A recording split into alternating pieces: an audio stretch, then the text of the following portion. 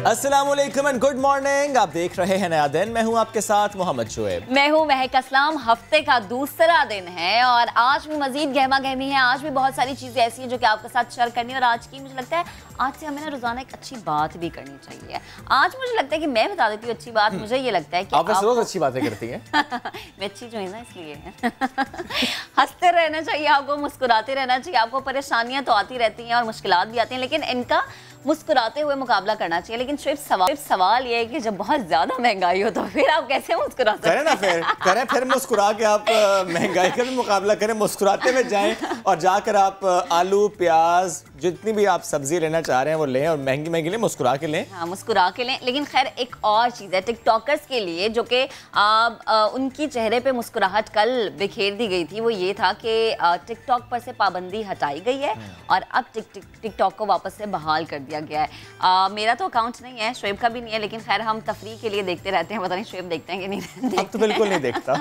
9 अक्टूबर को ये पाबंदी लगाई गई थी और आज इसे हटा दिया गया। पाकिस्तान की लगभग 4 करोड़ आबादी जो है वो टिकटॉक का इस्तेमाल करती है। इससे जो है वो तफरीह का जरिए के तौर पे इसे इस्तेमाल करती है और ख़ुसूसन हमारी नौजवान नस्ल। यकीनन अब वो लोग जो पाकिस्तान से बाहर जाने का सोच रहे थे, शुएब क्या लगता है वो नहीं जाएंगे पाकिस्तान? लेट्स सी, बट आपने जो फिगर शेयर की महक, 4 करोड़ 30 लाख। हाँ, 4 करोड़ 30 लाख की आबादी है और तकरीबन 25% ये आबादी बनती है। 25 थोड़ी सी कम कर लें, वैसे 25% आबादी चलें कर लें। लेकिन जो चीज़ जो है वो एक मैकेनिज्म की बात की गई है कि अच्छा हम एक मैकेनिज्म बनाएंगे, गैर अखलाकी मवाद को फैलने से रोकेंगे, गैर अखलाकी जो वीडियोस हैं वो अब इस तरह से नहीं आएंगी। लेकिन अब क्या है कि पाकिस्तान में किस तरह से काम हो सकता है या पाकिस्तान में टिकटॉक को उस तरह से इस्तेमाल कर सकते हैं जिस तरह से मलेशिया में इस्तेमाल होता है, यानी आगाही फैलाने के लिए। अगर तो उस तरह से इस्तेमाल नहीं होगा तो मुझे लगता है कि फिर ये पाबंदी जो बरकरार रहनी चाहिए। लेकिन जब हम मोटरसाइकिल पर पाबंदी लगा देते हैं, वो उठा देते हैं, तो इस पाबंदी का हम क्या कह सकते हैं? खैर मुझे लगता है इसके साथ साथ महंगाई का जो हम बजट बनाते हैं कि महंगाई को रोकने के लिए जो हम इकदाम करते हैं, फिर उस पर भी हमें उस तरह से पाबंदी लगानी चाहिए कि हमें एक SOP ऐसा दे देना चाहिए कि अगर यहाँ पर पाबंदी है तो जनाब यहाँ पर भी पाबंदी है कि जो चीज़ इतनी है वो इतने में ही सेल होगी, इससे ज़्यादा सेल नहीं होगी, ताकि आवाम परेशान ना हो, ना मुस्कुराती रहे, खुश रहे। क्यों शुएब? यानी टाइगर फोर्स का आप तस्करा करना चाह रहे हैं कि टाइगर फोर्स वाकई एक्टिवली हमें नजर है, हर शहर में नजर है, लेकिन बात सिर्फ टाइगर फोर्स की नहीं है। टाइगर फोर्स जिस पोर्टल पर रिपोर्ट करेगी उसके बाद काम असिस्टेंट कमिश्नर्स और डेप्यूटी कमिश्नर्स नहीं करना होता है। चलिए जी, तो आज हम बात कर रहे थे कि जनरली आसपास की खबरें हैं क्या, लेकिन मौजूदा महंगाई ने शहरों की जो परेशानी है उसमें इजाफा किया है, बहुत ज़्यादा इजाफा किया है। फिर हर कोई महक आपकी तरह मुस्कुरा कर उसका सामना नहीं कर सकता। मैं भी नहीं करती सामना, मैं तो हमें सिखा तो रही है। अच्छा, इंटरेस्टिंगली महक ने मुझसे चंद रोज पहले कहा कि शुएब मैंने आलू प्याज बैंगन मंगवाए थे। हाँ। आपने बैंगन मंगवाए थे और शायद लीमू मंगवाए हाँ, थे। मैंने मंगवाया अभी मुझे कह रहे हैं कि वो 850 रुपए लगे। मैं कह रहा जितने आपने मंगवाए थे तो 350 400 रुपए में आने चाहिए थे, बिकॉज मैं तो जाकर लेकर आता हूँ। हाँ। तो ये हुआ आपके साथ धोखा या तो वाकई उस दिन महंगाई थी? अच्छा देखिए, सबसे बड़ी चीज़ जो कि लोग खरीदारी नहीं करते हैं या जिन्हें इन चीज़ों का नहीं पता, उन्हें मेरी तरह ये भी नहीं पता कि क्या चीज़ दर्जन में मिलती है या कितने बिलावर को नहीं पता। आपने अपनी बात के साथ बिलावर का भी तस्करा करते। वाकई अंडे दर्जन के हिसाब से मिलते हैं, किलो के हिसाब से मिलते हैं, टमाटर दर्जन के हिसाब से मिलते हैं उनके ख्याल में। तो ये एनीवेज जी, आलू भी हो जाता है, थोड़ी सी उर्दू कमजोर है, कोई बात नहीं, हो जाता है। आप डजन कह दीजिए, कोई मसला नहीं है। एनीवेज डजन मैटर कह दीजिए, ये भी आप कह सकते हैं। No, it does matter. महंगाई जो ना इट डज, छोटे ताजरों के लिए, छोटे ताजरों के लिए उन्हें परेशान करती है। ग्राहक नहीं आ रहे ना महक, जब ग्राहक नहीं आएंगे तो उनका काम नहीं चलेगा। क्यों ना सबसे पहले आपको मुल्तान लेकर चलें और जो परेशानी जिसका हम तस्करा कर रहे हैं, छोटे ताजरों की परेशानी का, आसिफ बलोच की रिपोर्ट में देखते हैं कि कितनी परेशानी है। एक ताजिर से वो आज हमारी मुलाकात कराएंगे। कोरोना वायरस, लॉकडाउन और महंगाई ने गरीब की कुव्वत खरीद को काफ़ी हद तक मुतासिर किया है, जिससे छोटा ताजिर भी काफ़ी ज़्यादा परेशान है। ताजिरों को इन दिनों किन परेशानियों का सामना है, आइए उन्हीं की ज़बानी जानते हैं। मेरा नाम सलमान है, मैं MDA से हूँ। 7-8 साल से हम काम कर रहे हैं, अच्छा काम चल रहा था। ये लॉकडाउन की कोरोना की वजह से लॉकडाउन बहुत काम कम हो गया है, जिस वजह से अब काम बिल्कुल नहीं है। अब रबी अव्वल आ रहा है तब भी काम ही चल रहा। महंगाई हो गई है, गाहक सूट नहीं ले पा रहे, बहुत माल महंगा हो गया है। सर्दियों के आइटम अब आने हैं, वो रेट इतने हैं, गाहक पैसे नहीं भरता। गाहक के पास महंगाई इतनी है, गाहक सूट नहीं ले पा रहा, कट पीसे नहीं ले पा रहा। जो सूट का रेट पूछता है वो कहते हैं कम करो कम करो। अब बंदा अपनी गुंजाइश भी नहीं कम कर सकता, क्या करे आगे। दुकान किराया बढ़ गया, 10,000 दुकान का किराया हो गया। पहले 7-8 था, अब मालिक ने भी किराया बढ़ा दिया। कोरोना पे भी उन्होंने कोई रियायत नहीं दी, हमने किराए दिए हैं। दुकानें बंद रही हैं, 6 महीने दुकानें बंद रही हैं। 6 महीने हमने पता नहीं किस मुश्किलात से हमने सामना किया। इसका 80% सेल कम हो गई है। पहले 15-20 हज़ार सेल हो जाती थी, अब 2-3 हज़ार पे सेल आ गई है। 2-3 हज़ार आम घर का खर्चा है, बंदा कैसे चलाए।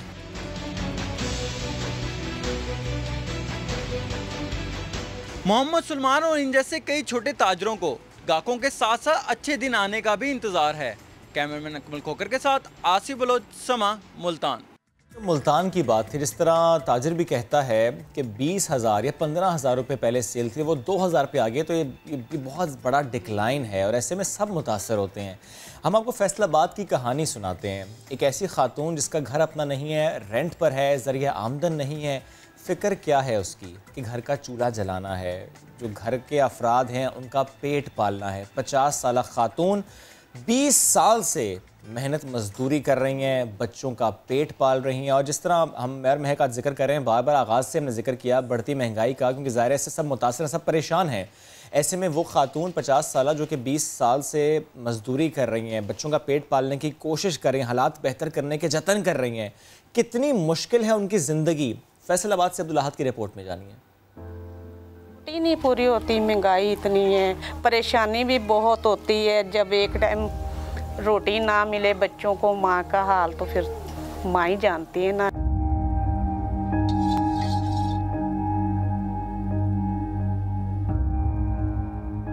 मेरा नाम शमीम अख्तर, तो ये मैं लैसें वगैरह बनाती हूँ। ये 8 गज की लैस होती है, इसमें मोती लगाए, ये सितारे लगाए जाते हैं। लैस के हमें 15 रुपये देते हैं। 4 दिन में एक लैस तैयार होती है।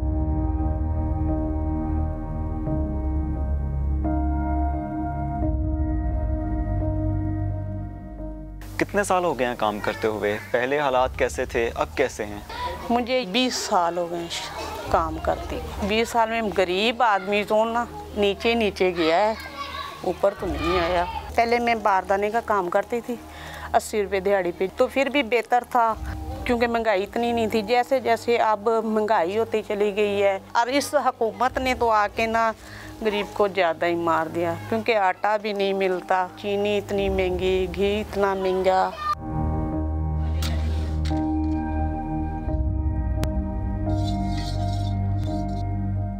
इतनी कम आमदनी में माहाना अखराजात कैसे पूरे होते हैं आपके? बस अल्लाह का शुक्र अदा करके बस गुजारा कर लेते हैं। बहुत मुश्किल तो होता है, परेशानी भी बहुत होती है। रेंट का मकान है, इसका 6,000 रुपया किराया है। हालात ऐसे हैं, कोई बहन भाई भी ऐसा नहीं होता है कि जो एक टाइम की किसी को रोटी दे सके। कुछ मियाँ कर लेता है, कुछ हम करते हैं। बस गरीब आदमी तो फिर चक्की में पिसता ही है ना।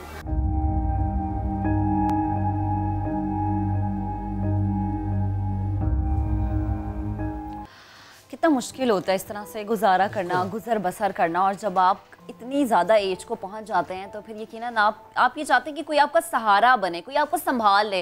और अगर कोई घर में ऐसा नहीं है तो फिर आपकी जो नज़रें हैं वो रियासत की तरफ जमी रहती हैं, रियासत चलाने वालों की तरफ जमी रहती हैं। रियासत पैगाम देती है कि संभल जाओ, लेकिन शायद अवाम के इस तरह के हाल भी उन्हें यही पैगाम देते हैं कि शायद रियासत को चलाने वाले अगर संभल जाएँ तो उनके लिए आने वाले वक्त में बेहतर होगा। बस महक, एक जुमला जो कि मेरे माइंड में है जब ये रिपोर्ट हम देख रहे थे, जब एक माँ ये कहे कि औलाद भूखी है, जब एक माँ ये कहे कि उसके बच्चे ने खाना नहीं खाया, तो वो सिर्फ उस लम्हे को सोचिए, माँ या बाप बनकर सोचिए, बड़े भाई बनकर सोचिए कि अगर घर में छोटे भाई ने या औलाद ने खाना नहीं खाया तो आप कुछ कर नहीं सकते। वो ऐसा मैं कहना चाहिए कर्ब से आप गुजर रहे होते हैं कि उसके लिए अल्फाज नहीं है। एक जब माँ ये कह रही हो कि मेरी औलाद भूखी है, और अगर माँ के पास इतने वसाइल नहीं है तो मुझे लगता है फिर ये किसकी जिम्मेदारी है? फिर ये उन लोगों की जिम्मेदारी है जो कि रियासत के रखवाले हैं, या जो इसको चलाने वाले हैं, या जो यहाँ पर निज़ाम बनाने वाले हैं, ये उनकी जिम्मेदारी है। क्योंकि हम बात करते हैं इस्लामी रियासत की। इस्लामी रियासत में तो होता यही है ना कि आपको तो इतने सारे हुकूक बताए गए हैं कि आपका हमसाया भूखा ना सोए, सोए, आप उसको जो है उसकी देखभाल करें, उसकी केयर करें उस तरह से कि जिस तरह से आप अपने घर वालों की कर रहे हैं। और मेरे ख्याल से कि अगर हम इस तरह की चीज़ों पे अमल दरामद हम खुद भी करना शुरू कर दें तो फिर रियासत के काम या उन पर डिपेंड होना बहुत पीछे रह जाता है, बहुत ज़्यादा दूर की बात होती है। क्योंकि जब आपके इर्द गिर्द के लोग आपका ख्याल रखेंगे और ख़ुसूसन ऐसे लोगों का जिनका घर चलाने वाला कोई नहीं है, सिर्फ खातून है, तो मुझे लगता है इन लोगों का ख्याल रखना हमारी जिम्मेदारी है, हमारे आसपास के लोगों की जिम्मेदारी है। हमारी जिम्मेदारी एक और भी है, वो ये है कि अब हमने संभल जाना है। हम जो बहुत ज़्यादा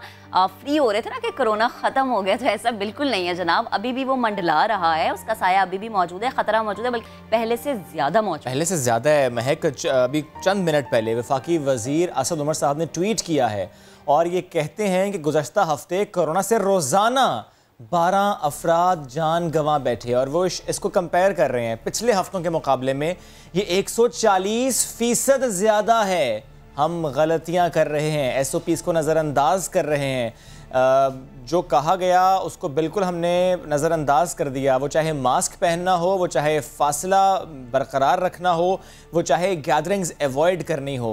और अगर हमने अपना ये एटीट्यूड एंड बिहेवियर तब्दील ना किया तो ज़िंदगी और कारोबार दोनों गंवा बैठेंगे। बिकॉज़ हम जब इससे पहले बात गुर्बत की कर रहे थे, बात महंगाई की कर रहे थे, तो जाहिर है कोरोना की वजह से सिचुएशन और ज़्यादा ख़राब हुई है। तो ऐसे में अगर खुदा न खास्ता घर का एक ऐसा फ़र्द जो कमा कर लाता है वही चला जाए, मुश्किल तो है लेकिन वो मुश्किल दुगनी चुगनी हो जाएगी कि कमाने वाला एक हो और कोरोना की नज़र वो हो जाए, कोरोना की वजह से जान गंवा बैठे, तो फिर सोचिए कि ज़िंदगी कितनी मुश्किल हो जाएगी। इसलिए एहतियात करने के अलावा, पछतावे के अलावा क्या रह जाता है? फिर आप ज़रूर सोचेंगे कि शायद मास्क पहन लिया होता, शायद फासला बरकरार रखा होता, शायद चीज़ें बेहतर हो जाती। लेकिन अब हम ये बात इसलिए कर रहे हैं कि please, it is late but it's never too late. तो हमें ये करना है कि दोबारा से हमें आस्तीनें चढ़ा लेनी है। जो एहतियात हमने अप्रैल में की थी, जो एहतियात हमने मई में की थी, वो एहतियात हमें अब अक्टूबर में करनी है, नवंबर में करनी है। क्योंकि बल्कि आई थिंक शायद नेक्स्ट ईयर भी हमें इसी तरह से गुजारना पड़ेगा। हमें इस चीज़ का आदी हो जाना चाहिए जब तक वैक्सीन नहीं आती। बिकॉज वैक्सीन से मुतालिक कहा जा रहा है कि इंशाल्लाह at the start of 2021 vaccine आ जाएगी। बट जाहिर है कि महक वैक्सीन आएगी, फिर मुल्कों में जाना, लोगों तक पहुँचना, वैक्सीन का लगना, वो इट टेक्स टाइम। तो इसलिए महक बहुत ज़रूरी है कि उससे पहले हम ज़्यादा से ज़्यादा एहतियात करें। जैसे हमारी गवर्नमेंट की एक अच्छी बात है कि चले महंगाई तो बढ़ रही है, लेकिन कोरोना के हवाले से वो हमें लम्हा ब लम्हा ये कहते रहते हैं कि फासला रखें, मास्क पहने, सैनिटाइजर यूज़ करें। और मैंने ये देखा कि अब सैनिटाइजर यूज़ करने का रुझान थोड़ा कम हो गया है, जो कि गलत है। खैर, आगे बढ़ते हैं और आगे बढ़ते हुए हमें कैसे पायलट की बात। अच्छा, आपको जहाज उड़ाना आता है? नहीं आता। जहाज उड़ते हुए देखा है? यस। कोई ऐसा जहाज उड़ते हुए देखा जिसकी छत ही ना हो? है? हाँ, मैं बैठूं ना उस जहाज पे।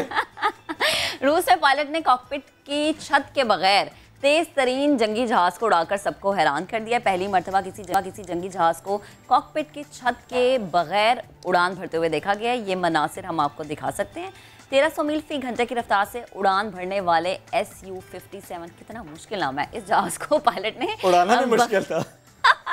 बगैर छत के उड़ाया और सबको हैरान कर दिया। हमारे देखे ना जहाजों कितने आसान नाम है, F-17, JF-17 थंडर, PI हो गई हमारी, कितना F-16 आसान है। ये रूसियों के लिए ये भी आसान होगा। खैर, माहिरीन ये कह रहे हैं कि खास बुलंदी पर जाने के बाद हवा की रफ्तार जो है उसमें भी तब्दीली हो जाती है और जहाज इस तब्दीली को चीरता हुआ अपना रास्ता बनाता है। लेकिन छत के बगैर ये उड़ान हैरान कुन है। मुमकिन है पायलट ने कोई ख़ास लिबास पहन रखा होगा और मेरे ख्याल से कि मुझे जैसा नज़र आ रहा है वो तो सो रहा है। नहीं, सो नहीं रहा। ऐसे लग रहा है आपको। एलियन पायलट तो नहीं था ये। अल्लाह जानता है। खैर, अल्लाह खैर रखे। ये जो नए नए तजुर्बे होते हैं इसमें जाने भी जाती हैं। yes. एक और तजुर्बा है। एक और तजुर्बा है? हाँ, वो कौन सा है? वो जानवर का तजुर्बा है। वो प्लीज शेयर इंसानों पे हाथ रखा है उसने। हाँ, मैं बिल्कुल आपको बताती हूँ कि किस तरह से इंसानों पे हाथ रखा है। इस तरह से रखा है कि इंसानों ने तो बहुत सारे वर्ल्ड रिकॉर्ड बनाए होंगे, लेकिन अब एक जानवर पेंगुइन ने वर्ल्ड रिकॉर्ड बनाया है। कितनी एज है महक इसकी? ये आगे 41 साल। आपकी एज कितनी है? खैर चलें, छोड़े, मैं आपसे बाद में पूछ लूंगी। 41 साल तवील अरसे तक जिंदा रहने पर गिनेज वर्ल्ड रिकॉर्ड कायम कर लिया। अगर हम पेंगुइन की जिंदगी की बात करें तो पेंगुइन कम से कम सिर्फ 15 से 20 साल तक जिंदा रहते हैं, जबकि ज्यादा से ज्यादा इनकी जिंदगी 30 साल तक होती है। यानी सबसे बूढ़े हैं।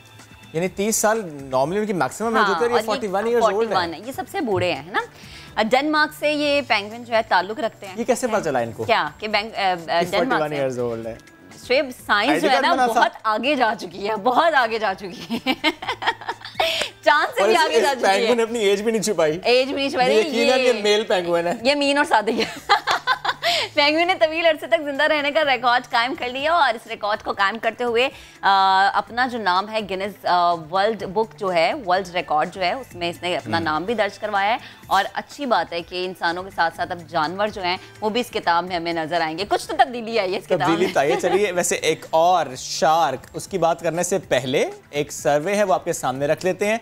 जिस तरह हमने आज शो स्टार्ट होने से पहले इंस्टाग्राम लाइव में आपको दिए थे अपने फैंस को स्पेशली, आज हम बात करेंगे जो अवामी राय है कोरोना वायरस को लेकर, कोरोना वायरस ने उनकी ज़िंदगी को मुतासर कितना किया और कोरोना वायरस क्या लेबॉर्ट्री में बनाया गया, क्योंकि ज़ाहिर है शुरू में ऐसी बड़ी स्पेकुलेशंस थी। एनीवेज ये कुछ दिलचस्प सर्वे हुए हैं। गैलप पाकिस्तान ने जो सर्वे किया है इसमें मुख्तलिफ सवालों से मुतालिक पाकिस्तानियों की राय ली गई और मालूम ये हुआ है कि अगस्त एंड सितंबर में कोरोना की सूरत हाल के बाद हर 4 में से 3 पाकिस्तानियों को ये लगता है कि मुल्क में वायरस का फैलाव कंट्रोल में है।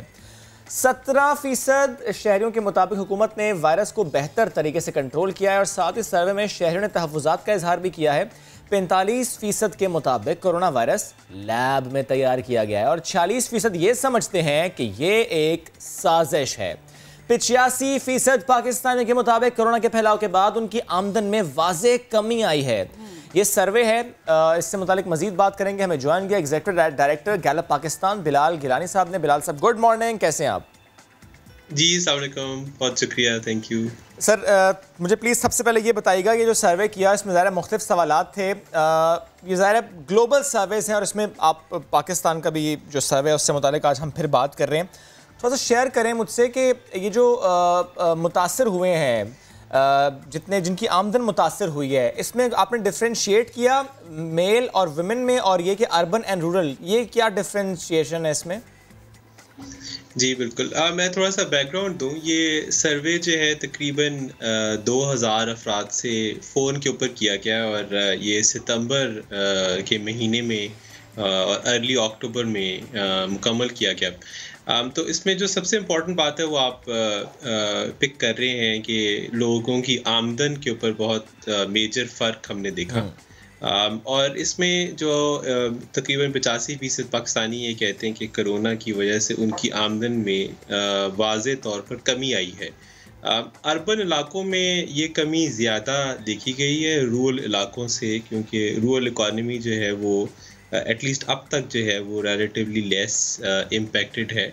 और हम क्योंकि घरानों की आमदनी के बारे में पूछते हैं तो इसलिए मर्द और औरतों में कोई बहुत फ़र्क नहीं है, मगर क्योंकि ये आमदन जो है वो घर की होती है। बिलाल साहब आप कंप्लीट भी करें बात अपनी।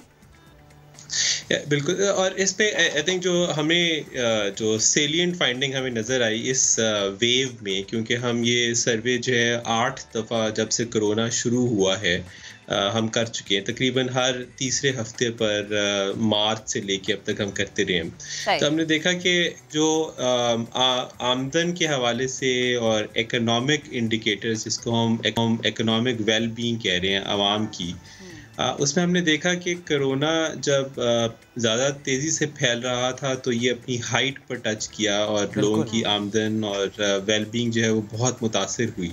फिर हमने देखा कि हुकूमत ने एहसास, कैश ट्रांसफ़र और मुख्तलिफ स्टिमुलस एक्टिविटीज़ की, जिनकी वजह से और इकॉनमी ओपन अप भी हुई, जिसकी वजह से लोगों की आमदन में इजाफा होना शुरू हुआ। और लोगों ने हमें, जब हम उनसे सवाल किया कि आप किसी से मदद लेकर आजकल अपना ज़रूरियात जो हैं वो पूरी कर रहे हैं या आप अपने एसेट्स जो हैं वो सेल कर रहे हैं, तो हमने देखा कि उसमें एकदम से कमी आई है और लोग जो हैं वो खुश हैं, उनकी आमदन में इजाफा हो रहा है। इस वेव में हमने ये देखा है कि उस सब के बावजूद जो है अब दोबारा से लोगों की आमदन में कमी आ रही है। लोग जो हैं वो हमें ज़्यादा ये कह रहे हैं कि वो अपने एसेट्स बेच रहे हैं। लोग ये कह रहे हैं कि वो NGOs के ऊपर दोबारा से रिलाई कर रहे हैं, कोई घर वालों या रिश्तेदारों से पैसे ले रहे हैं। और हमें ये लगता है कि ये ट्रेंड जो है वो मज़ीद वर्स ऑफ होगा। और अब इशू ये लॉकडाउन का नहीं है, अब इशू ये है कि क्योंकि इकॉनमी जो है वो स्लो हो चुकी है कोरोना की वजह से, तो लोगों के पास रोज़गार नहीं है और इन्फ्लेशन जो अफरात ज़र है वो एक काफ़ी मेजर प्रॉब्लम है इस वक्त। तो ना लोगों के पास रोज़गार है क्योंकि कोरोना की वजह से बहुत सी लोगों की जॉब्स चली गई हैं, बल्कि अफरात ज़र में क्योंकि इजाफा है तो उनके पास बेसिक ज़रूरियात, मसलन आप आटे की कीमत देखें, आप चीनी की कीमत देखें, इनमें बहुत मेजर इजाफा हुआ है पिछले 3 महीने में। तो ये एक बड़ी तशवीशनाक चीज़ है। हमारा एक हुकूमत को भी ये राय भी है, एडवाइस भी है कि अब टाइम है इस वक्त एक और स्टिमुलस पैकेज का, अगर हम इकॉनमी को, लोगों की ज़िंदगियों को बेहतर करना चाहते हैं। तो बिलाल साहब क्या पैकेज है, मतलब जिस तरह कह रहे हैं आपके हम एडवाइस करना चाहते हैं, तो प्लीज़ ज़रा हमसे भी शेयर कीजिएगा वो। जी, इस पे जो हमने देखा कि जो एहसास कैश ट्रांसफ़र था जिसमें तकरीबन कोई 150 अरब रुपए तकरीबन 12 मिलियन ख़ानदानों में तकसीम किए गए, वो एक शॉर्ट टर्म सोल्यूशन था। और इस वक्त हम ये देख रहे हैं कि लोगों के पास एक लिक्विडिटी क्रंच है, एक कैश क्रंच है। अगर वो कैश लोगों को प्रोवाइड कर दिया जाए तो लोग अपने रोज़गार के लिए भी इस्तेमाल कर सकते हैं, और जो बुनियादी एक तरह का ब्रिज कैपिटल सा है, एक शॉर्ट टाइम के लिए उनकी ज़रूरियात पूरी हो सकती है। एक तरफ तो ये है, दूसरी तरफ जो है पाकिस्तान को और हुकूमत को ये सोचना पड़ेगा कि अगर हमारी इकॉनमी जो है वो one of the slowest paces के ऊपर इन रीसेंट डेकेड्स, जो कि वर्ल्ड बैंक कह रहा है 2% पे ग्रो करेगी, तो इस ग्रोथ रेट के ऊपर तो रोज़गार पैदा नहीं होंगे। तो दूसरी हमारी एडवाइस ये होगी कि हुकूमत को रोज़गार के मौके के लिए प्राइवेट सेक्टर को इंसेंटिव देना पड़ेगा। मसलन आप टैक्स ब्रेक्स दे सकते हैं। इस वक्त ज़रूरी ये नहीं है कि हुकूमत टैक्सेस कलेक्ट करे और फिर लोगों को कोई फ़ायदा पहुँचाए। ज़रूरत ये है कि आप कारोबार टैक्सेस में रिलीफ दें, कारोबार करने वाले अफराद को आप रिलीफ दें ताकि वो अपना जो पहिया रुक गया था वो चलाएं। और आपको लगता है कि ये एक अच्छी सजेशन होगी कि कम इंटरेस्ट पर कर्जे मिलें, छोटे कारोबार लोग कर सकें? बिल्कुल। जो पाकिस्तान में क्योंकि ज़्यादातर बिजनेसेस जो हैं वो इनफॉर्मल हैं, और उस इनफॉर्मेलिटी की वजह से उनको जो ट्रेडिशनल सेक्टर है उससे कर्ज नहीं मिलता। मसलन स्टेट बैंक ने कोरोना के हवाले से भी उन्होंने एक इजी कर्ज़ों की स्कीम जारी की, जो कि उनके ख्याल से बहुत ही सक्सेसफुल थी। मगर अगर आप उसको देखें तो तकरीबन उनका कहना ये है कि 2000 बिजनेसेस ने उस कर्जे से फ़ायदा उठाया।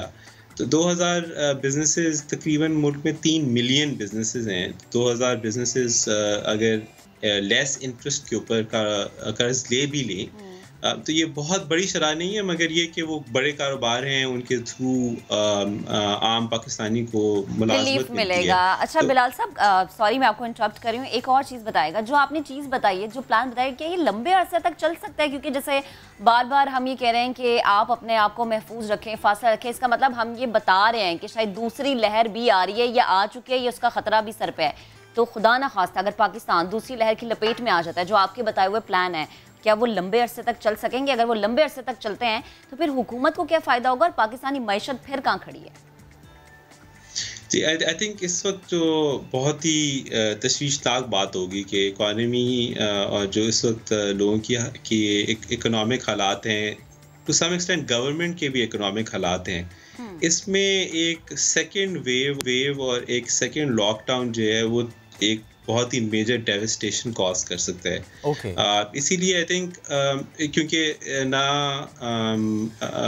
जो घरानों की सतह के ऊपर लोगों के ऊपर इस वक्त इस्तिताअत है कि वो दोबारा कुछ अरसे के लिए घर बैठ जाएं और अपनी सेविंग्स, हम जब उनसे सवाल करते हैं कि आप अपनी सेविंग्स यूज़ कर रहे हैं, वो यूज़ कर रहे हैं, उसमें हमने देखा कि उसमें कमी आई है, क्योंकि हमारा ये ख्याल है कि लोग ये कह रहे हैं कि अब सेविंग्स भी ख़त्म हो चुकी हैं, इसलिए तो सेविंग्स भी ना हो तो हम ड्रॉ, इसलिए कमी आई है क्योंकि वो सेविंग्स को भी ड्रॉ नहीं कर सकते, क्योंकि सेविंग्स तो अब यूज़ हो गई हैं। एक बुनियादी जो एक घराना है वो तकरीबन महीने में सिर्फ कोई 3000 रुपये बचा पाता है, और कोरोना और उसके जो इकोनॉमिक हालात हैं ये तो तकरीबन 6 महीने से भी ज़्यादा हो चुके हैं, तो लोग अपनी सेविंग्स जो हैं वो ड्रॉ कर चुके हैं। इसलिए हमारी भी एडवाइस भी ये है, और जो जब मेरी बात सुन रहे हैं वो यही कि हमें जो दूसरी लहर है उसको रोकने के लिए जितना हम कुछ कर सकते हैं वो करना चाहिए। बिकॉज अभी कुछ मिनट पहले ही बिलाल साहब, असद उमर साहब ने ये ट्वीट भी की, उन्होंने कहा कि लास्ट वीक डेली 12 डेथ्स हुई हैं, 140% ज़्यादा है उन हफ्तों में जब हम देखते रहे कि डेथ्स बहुत कम थी, लेकिन at the same time Bilal साहब, अगर हम बात करें साबिक चीफ इकोनॉमिस्ट वर्ल्ड बैंक के लैरी समर्स, उन्होंने बड़ी तारीफ़ की पाकिस्तान की। उन्होंने कहा कि अगर अमेरिका उन इक़दामात को फॉलो करता जो पाकिस्तान ने किया तो $10 ट्रिलियन बचाए जा सकते थे। ज़ाहिर ये बहुत बड़ी स्टेटमेंट उनकी तरफ से है। अब अगर मैं इसको यहाँ से मुताल्लिक बात करूँ तो मुझे आप बताइएगा कि आपकी इस पे ऑब्जर्वेशन या स्टडी क्या है कि अगर पाकिस्तान कंट्रोल ना करता, अगर इक़दामात अच्छे ना होते, ऑलरेडी ज़ाहिर लोग परेशान हुए, बट ये परेशानी किस कदर बढ़ सकती थी, कितना ज़्यादा नुकसान हो सकता था? जी, आई थिंक इसमें जैसे लैरी समर्स ने, बहुत मशहूर इकोनॉमिस्ट हैं, उन्होंने भी तारीफ़ की। बिल गेट्स इससे पहले पाकिस्तान का जिक्र कर चुके हैं एक सक्सेसफुल एग्जांपल्स में। WHO ने भी पाकिस्तान की तारीफ़ की। तो इसी तरह हम ये देखते हैं कि पाकिस्तानी अवाम जो है वो तनकीद भी करते हैं मगर तारीफ़ भी करते हैं। 70% तारीफ़ की सर आपके सर्वे के मुताबिक। 70% ने, बिल्कुल 70% ने तारीफ़ की। और ये एक अनयूजुअल सी बात है कि एक federal. Welcome back once again. और अब हम बात करेंगे छोटी मोटी जो लड़ाइयाँ होती हैं, झगड़ों, हमें लगता है कि पाकिस्तान की सास बहुओं में लड़ाइयाँ होती हैं या इंडिया में वो जो इतना ज़बरदस्त वाला पीछे बैकग्राउंड म्यूजिक दे के चलाते हैं, तो हमें लगता था ये इंडिया और पाकिस्तान में ऐसी चीज़ें होती हैं, लेकिन ऐसा बिल्कुल नहीं है, अंग्रेज़ों में भी होती हैं। है बरतानवी शाही ख़ानदान से अलग होकर अमरीका में रिहाइश पजीर प्रिंस हैरी और उनकी अहलिया मेगन मार्कल आखिरकार बरतानिया वापस आ रहे हैं, लेकिन उनके शेड्यूल में मलिका एलिज़ाबेथ सानी से मुलाकात शामिल नहीं है। एक रिपोर्ट के मुताबिक शाही जोड़ा मलिका बरतानिया के साथ क्रिसमस गुजारने के बजाय आइंदा साल जनवरी में मेगन की अदालत में पेशी से कबल बरतानिया वापस आएगा।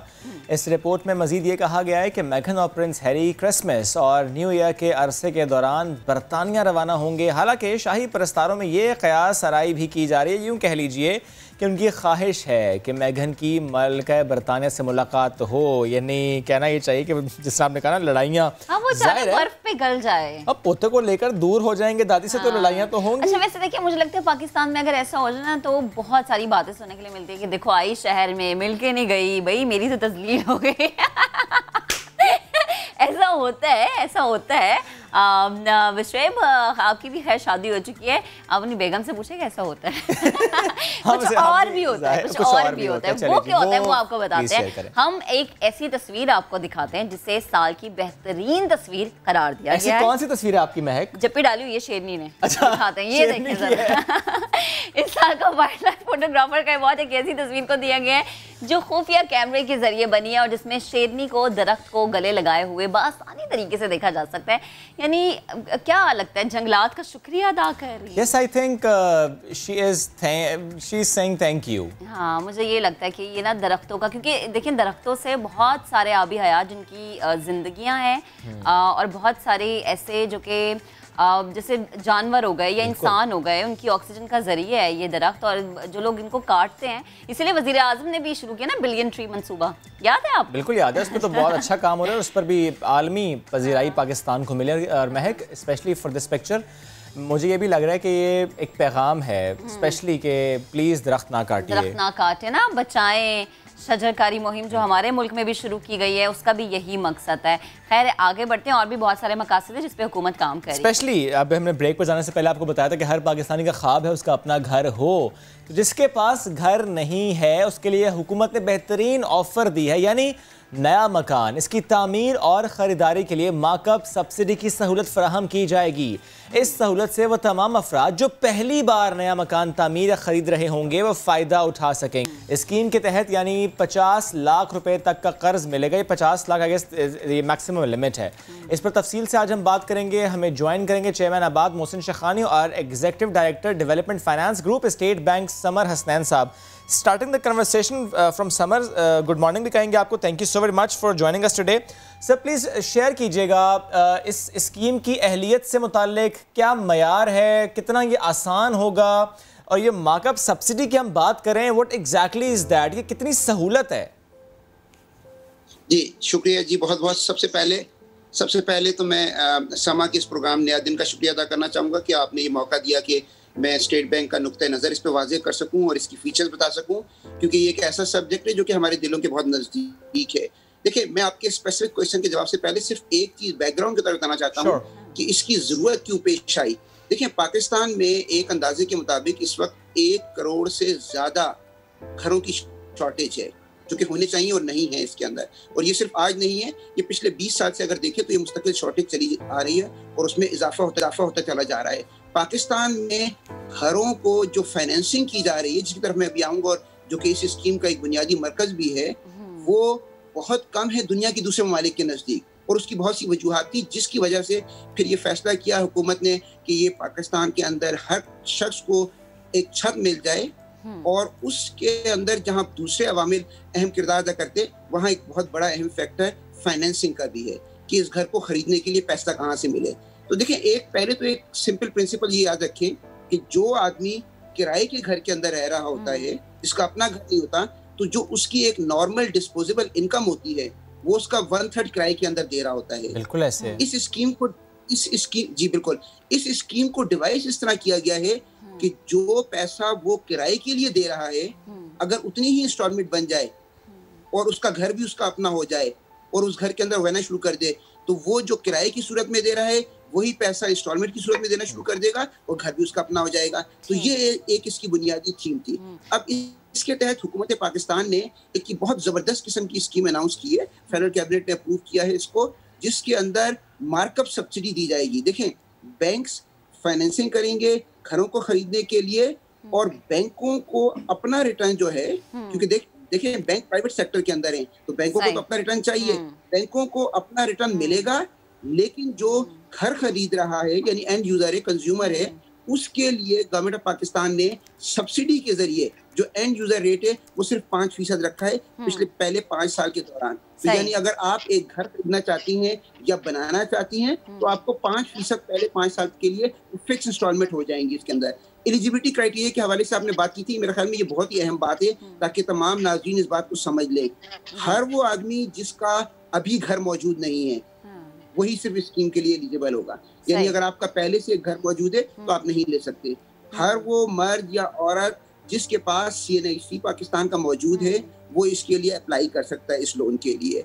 अच्छा, जिसने एक दफा ये लोन ले लिया, इसके जरिए घर ले लिया, वो मजीद घर नहीं ले सकता। एक कंडीशन और भी बड़ी अहम है कि ऐसा ना हो कि आप ये घर लेकर और बेच दें, तो वो रिक्वायरमेंट भी है कि एक पीरियड के अंदर अंदर आपने, अगर ये चूंकि सस्ते दामों पे ये लिया है, आपका मार्कअप रेट बहुत कम है, तो आप ये घर अगर लेते हैं तो फिर आपने इसके अंदर रहना है, फिर ये नहीं कि इसको बेच दें। अच्छा, इसके अंदर मैं आपको एक अच्छी चीज बताऊं कि गवर्नमेंट ऑफ पाकिस्तान ने इस स्कीम के लिए, चूंकि जिस तरह मैंने कहा कि पहले 5 साल जो छोटे घर हैं, छोटे घर की हम जब बात करते हैं तो मैं बात कर रहा हूँ 125 गज के घर की बात करता हूँ, क्योंकि अगर आप कन्वर्ट करें तो 5 मरला या अगर अपार्टमेंट की बात करें तो 850 स्क्वायर फीट कवर्ड एरिया है। उसके ऊपर 5 साल और अगले 5 साल के लिए 7%। तो इसके ऊपर, पूरी स्कीम के ऊपर अभी फिलहाल हुकूमत पाकिस्तान ने 33 अरब रुपए की सिर्फ सब्सिडी रखी है ये मार्कअप को पे करने के लिए। जो मैं आखिरी बात यहाँ आपसे कहना चाहूंगा कि पाकिस्तान में चूंकि बहुत से लोग ऐसे हैं जो कहते हैं कि वो अपना घर शरियत के उसूलों के मुताबिक बनाएं, यानी इस्लामिक बैंकिंग के जरिए बनाना चाहें, तो मैं आपको बताती हूँ बड़ी खुशी महसूस कर रहा हूँ कि ये पूरी की पूरी स्कीम का शरिया कंप्लाइंट वर्जन भी मौजूद है, और एक्चुअली मीज़ान बैंक ने तो इसके तहत लोन देना शुरू भी कर दिया। जबरदस्त। और ये देखें ना शुएब, मुझे लगता है कि वो लोग जो कि बेचारे सारी जिंदगी मेहनत करते हैं, हुकूमत पाकिस्तान ने उनके लिए जो बड़ा ज़बरदस्त कदम उठाया, ये बेहतरीन है। अच्छा समर साहब, जैसे मैं लोन लेना चाहती हूँ 50 लाख तक का, ठीक है, तो मुझे बताएं कि मेरी सैलरी कितनी होनी चाहिए और मैं कितनी आमदन पे मैं ये चीज़ हासिल कर सकती हूँ, मैं किस तरह से, क्राइटेरिया क्या है? देखें, ऐसा है कि 2 सूरतें हो सकती हैं कि या तो आपके अपने पास ज़मीन हो सकती है, तो आप सीधा सीधा किसी भी बैंक के पास चले जाएं और बताएं कि मेरे पास ये ज़मीन मौजूद है और मैं इसके ऊपर कंस्ट्रक्शन करना चाहता हूं। अगर ज़मीन, और वो आपको फिर ज़मीन के डॉक्यूमेंट्स वगैरह चेक करेंगे कि वो सब चीज़ें वगैरह ठीक हैं, टाइटल वगैरह ठीक है। अब आपकी इनकम असेस करने का एक तरीका आता है, एक स्टेप आता है। अच्छा, मैं उसका ही बता दूं कि अगर आपके पास ज़मीन नहीं भी है तब भी इससे कोई फ़र्क नहीं पड़ता। अगर ज़मीन नहीं है तो जाहिर है आप कर्जा जो लेंगी वो ज़्यादा लेंगी उसके मुकाबले में जो कि ज़मीन अगर आपके पास अपनी है। क्योंकि देखिए, मैं एक चीज़ वाज़ेह कर दूं कि जो ये आप 50 लाख रुपए की लोन की बात करें, ये उस सूरत में है कि जबकि पूरे का पूरा घर की कीमत 60 लाख से ज़्यादा नहीं होनी चाहिए। ये जरा बड़ी अहम बात है जो नोट करने की है। यानी हमारा इस स्कीम का और गवर्नमेंट ऑफ पाकिस्तान का मकसद ये नहीं है कि जो बड़े बड़े घर हैं या महंगे घर हैं उनको सब्सिडाइज किया जाए। इसका बुनियादी मकसद ये है कि एक आम आदमी जिसकी इनकम बहुत ज्यादा नहीं है, अभी मैं उसकी तरफ भी आ रहा हूँ कि ये कितना बनेगा आपकी, अगर इंस्टॉलमेंट की मैं बात करूंगा तो कितना बनेगा, तो उसको ये फैसिलिटेट करने के लिए किया गया है। यानी अगर हम 50 लाख के बाद अगर छोटा टीयर इससे देखें तो उसके अंदर मैक्सिमम घर की कीमत 35 लाख और लोन जो है आपको 30 लाख मिल सकता है इसके अंदर। जमीन आपकी अपनी भी हो सकती है, जमीन आप उससे खरीद भी सकते हैं। अब देखिए मैं इंस्टॉलमेंट की बात करता हूँ कि आपको अगर हम ये 5% के ऊपर कैलकुलेट करें तो कितना बनता है। मसलन मैं आपको रफली बताऊं कि अगर आप लोन ले रहे हैं 15 लाख से 20 लाख रुपए तक का लोन ले रहे हैं तो आपकी इंस्टॉलमेंट तकरीबन 15,000 से 16,000 रुपए के दरमियान बनेगी, बल्कि शायद इससे भी कम बन सकती है। वो डिपेंड करता है कि आप कितने टेनर के लिए ले रहे हैं, क्योंकि इसका अंदर टेनर जो है मैक्सिमम टेनर 20 साल तक के लिए अलाउ है। तो जैसे जैसे ज्यादा टेनर की तरफ आप जाएंगे, लंबे लोन की तरफ जाएंगे, तो आपकी जो अमाउंट है वो कम होती चली जाएगी। अच्छा समर साहब, मैं आपको इंटरप्ट कर रही हूँ, सॉरी इसके लिए। मुझे ये कहेगा, आपने कहा कि 60 लाख तक का घर है तो तब आपको 50 लाख मिलते हैं, यानी वो जो 10 लाख हैं वो मैं खुद अदा करूंगी?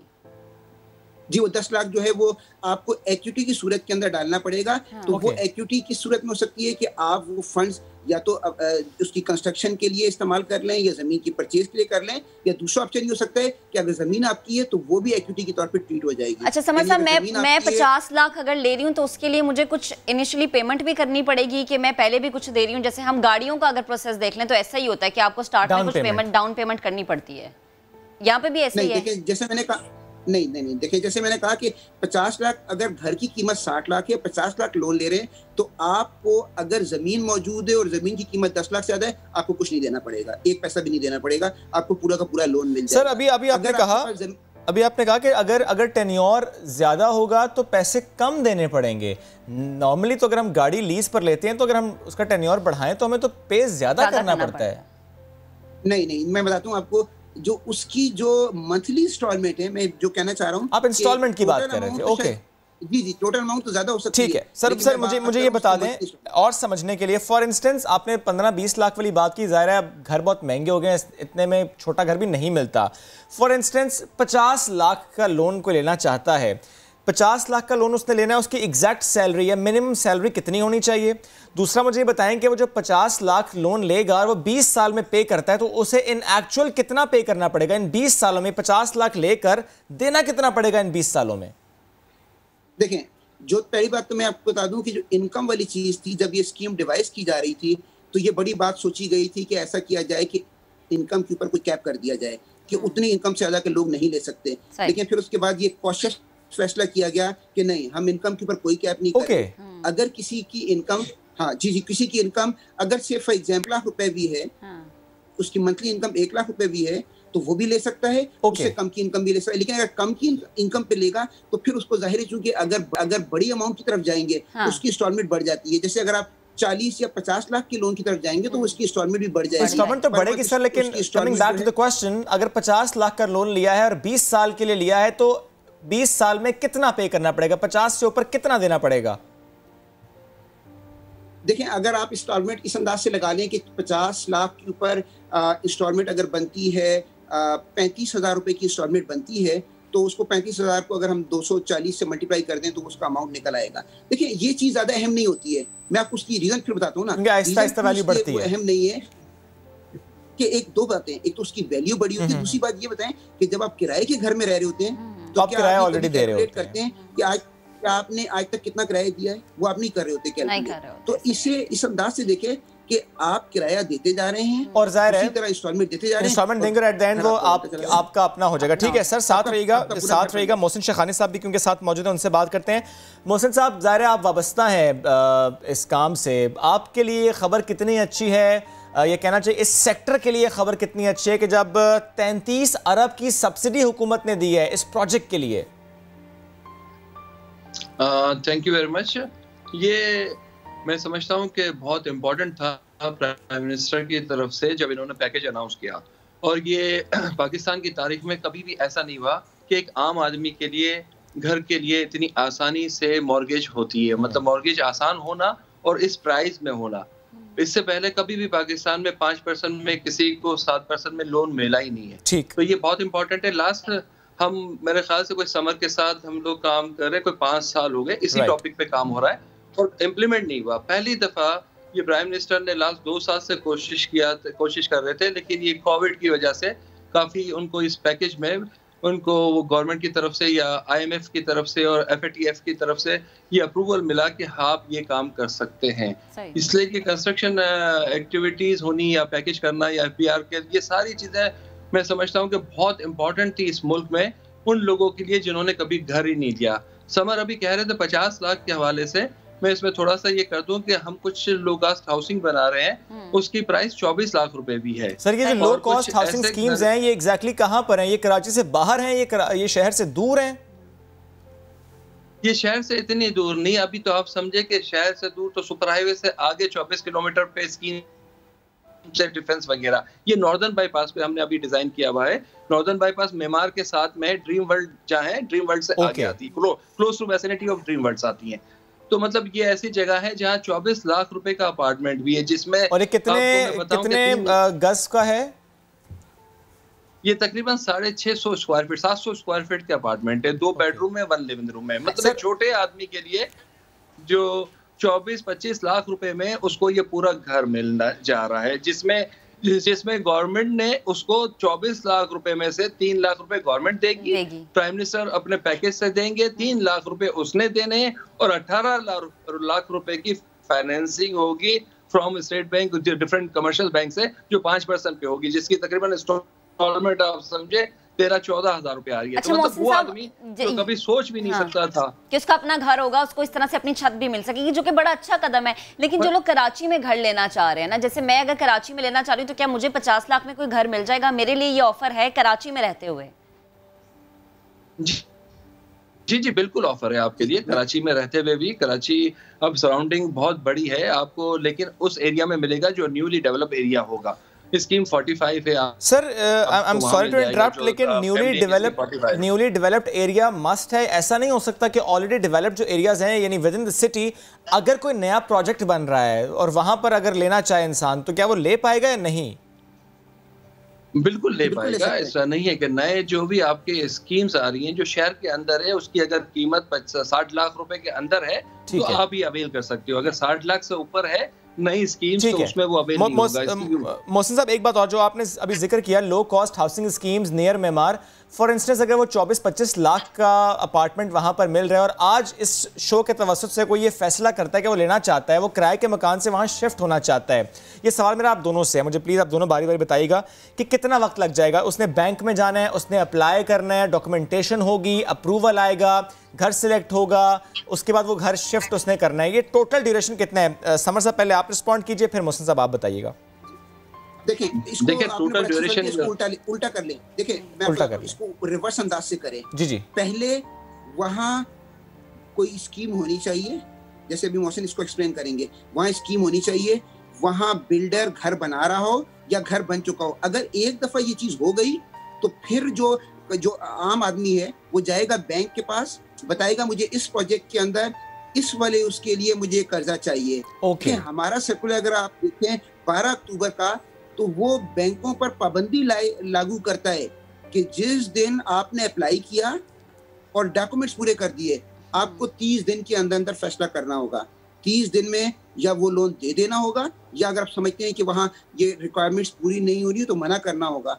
तो एक दफा जब डॉक्यूमेंट्स आपने बैंक को पूरे दे दिए तो सिर्फ 30 दिन का प्रोसेस होगा। जो इसका बैक एंड का प्रोसेस है वो भी मोहसिन साहब आगे बता देंगे कि वहाँ नहीं देखें, मैं आपको बताऊं कि उसकी बुनियादी वजह क्या है, हमने क्यों रखा। क्योंकि जैसे इससे पहले प्रोग्राम के अंदर अभी मैं सुन रहा था कि बिलाल ये बात कर रहे थे SMEs के हवाले से, छोटे कारोबारों के हवाले से, तो हमने देखा कि आमतौर पर क्या हो रहा होता है कि नॉर्मली बैंक जो है उनमें ये टेंडेंसी होती है कि वो इस प्रोसेस को बड़ा लंबा कर रहे होते हैं। तो एक आम आदमी के लिए, एक बड़े कारोबार करने वाले के तो बड़ा आसान होता है, लेकिन छोटे ताजिर के लिए आसान नहीं है। छोटे आदमी के लिए बहुत मुमकिन मुश्किल है कि वो बार बार चक्कर लगाए, महीनों जाता रहे और कभी एक डॉक्यूमेंट दे, कभी 2 डॉक्यूमेंट दे। तो ना सिर्फ हमने इस बैंक के लोन के प्रोसेस को, मैं लोन का प्रोसेस कह रहा हूँ आपको, उसको हमने 30 दिन का कर दिया है, बल्कि हमने इसका जो लोन एप्लीकेशन फॉर्म है वो बहुत सिंपल और स्टैंडर्ड है। अब ऐसा नहीं हो सकता कि आप जाएं बैंक अल हबीब के पास तो वो कोई और फॉर्म दे दे, कोई और डॉक्यूमेंट, एक ही फॉर्म है, सेंट्रलाइज्ड सिस्टम है। ठीक है समर साहब, वक्त बड़ा कम है, बस एक जुमले में मोहसिन साहब से मैं बात कर लूं। मोहसिन साहब, आज कोई शख्स ये सिलेक्ट कर ले कि मुझे मेमार के पास या किसी और सोसाइटी में, लो कॉस्ट हाउसिंग सोसाइटी में ये अपार्टमेंट लेना है, वो डील करे या फिर बैंक जाए, 1 महीने में काम सारा हो जाएगा? बिल्कुल हो जाएगा, बल्कि जब बिल्डर के अपने प्रोजेक्ट्स होंगे हमारे तो उसको बैंक भी नहीं जाना, उसके डॉक्यूमेंट हम लेके बैंक जाएंगे और बैंक से ये तो और सहूलत है, प्री अप्रूव करवाएंगे। ठीक है, बहुत शुक्रिया मोहसिन शेखानी साहब, समर हसनैन साहब मौजूद थे आप और इस स्कीम से मुताल्लिक हम गुफ्तगू कर रहे थे। ब्रेक का वक्त हुआ, वापस आते हैं, stay with us. Welcome back. दुनिया भर की खबरें शेयर करते हैं, कुछ इंटरेस्टिंग हैं और दिलचस्प खबरों का हमारा सिलसिला। इसमें पहली खबर जापान से है। एक ऐसा शहरी, उसे काली बिल्लियाँ बहुत ज़्यादा पसंद हैं। वो कहता है कि जो काली बिल्ली को पसंद नहीं करता, इसलिए मैंने काली बिल्लियों के लिए पूरा का पूरा कैफ़े खोल लिया है। Welcome to the black cats. इस कैफ़े में ऐसा ही माहौल है। अच्छा, वैसे पाकिस्तान में तो बड़ी वो अजीब सी रवायत है ना कि काली बिल्ली रास्ता काटती है तो भैया आपके साथ कुछ बुरा होने वाला है, और इस बंदे ने तो पाली काली बिल्लियाँ। वैसे कुछ मुझे सफ़ेद भी नजर आ रही है, कुछ ब्राउन भी है। नहीं, हर बिल्ली इसमें काला रंग है या नहीं है, या नहीं है ऐसे, और कितने प्यार से रखा है। बताओ काली बिल्ली का कोई फैमिली मेंबर हो? हाँ, ये भी हो सकता है, ये भी बात है। खैर, लेकिन जितने प्यार से रखा है बिल्लियों को, अल्लाह करे कि पाकिस्तान में भी ऐसे बिल्लियों के लिए इकदाम हो। खैर, that shows कि how much he loves cats. खैर, आगे बढ़ते हैं। दुनिया की बात हो रही है तो ज़रा हमसाए ममालिक की भी बात हो जाती है। वैसे भारत में बहुत सारी दो मुँह वाली चीज़ें होती है, जैसे उनकी पॉलिसी बड़ी दो मुँह वाली है, कहते हैं कुछ है करते हैं कुछ है। वहाँ की पुलिस, वहाँ की इंतजामिया बहुत दो मुँह वाली है, लेकिन अब दो मुँह वाली शार्क भी भारत में निकाले गए, जिसने हैरान कर दिया। महाराष्ट्र के करीब नेथन पाटिल नामी माहीगीर ने दो मुँह वाली शार्क को पकड़ा था। माहीगीर ने इस बात का एहसास किए बगैर कि शार्क कितनी नायाब है, उसे दोबारा पानी में फेंक दिया, मगर उससे कबल वो उसकी तस्वीर बना चुका था। नितिन पटेल, इन्होंने ये जनाब दो मुँह वाली शार्क, छोटी सी है, इतनी बड़ी नहीं है। हाँ, मेरे को पिद्दी से लग रही है। नहीं, इतनी छोटी भी नहीं है, पता नहीं। ये बड़ी हो जाएगी तो क्या ये सरवाइव कर पाएगी? ये मुझे तो लगता नहीं कर पाएगी। क्या करें, सर्जरी कराएं इसकी? खैर, आगे बढ़ते हुए एक और बात करते हैं कि मास्क पहनने का क्यों कहा। बताने की जनरल स्टोर पर खरीदारी के लिए आने वाले शख्स आपे से बाहर हो गया कि उससे कहा कि तुम मास्क पहनो यार, ये क्या है। पढ़े लिखे ममालिक में भी जब ऐसा होगा तो फिर जो तरक्की पजीर ममालिक है वहाँ के क्या हालात होंगे। हालांकि बहुत अच्छी बात है कि उन्हें कहा गया कि आप मास्क पहने, और ये कोई तरीका नहीं है कि सिर्फ SOPs पर अमल दरामद करने का कहा, जब आप आगे से गुस्सा करें और गुस्से में फिर आप ये करें। मास्क पहनने की हिदायत को नज़रअंदाज तो किया, लेकिन स्टोर में तबाही मचाई। जो चीज़ें वहाँ रखी हैं, जिस तरह देखिए रैक पर चीज़ें रखी हैं और वो फेंक के चले जा रहे हैं। अच्छा, रोक भी कोई नहीं रहा, होता नहीं पाकिस्तान, रोक लेता कोई ना कोई इसको। अच्छा, अंग्रेजों का गुस्सा जाहिर करने का तरीका भी बड़ा प्यारा होता है, चीज़ उठा के फेंक दी है, भला घर ले जाते पाकिस्तान तो शायद ऐसा होता। अमेरिका की एक और रियासत की बात करते हैं, फ्लोरिडा, जहाँ पर सरकारियों ने दुनिया का सबसे बड़ा सांप कर लिया। आज हम सांप की, शेरनी की और दो मुँह वाली जो हमारी शार्क है उसकी हम बातें कर रहे हैं। Too much, जानवर हो गया।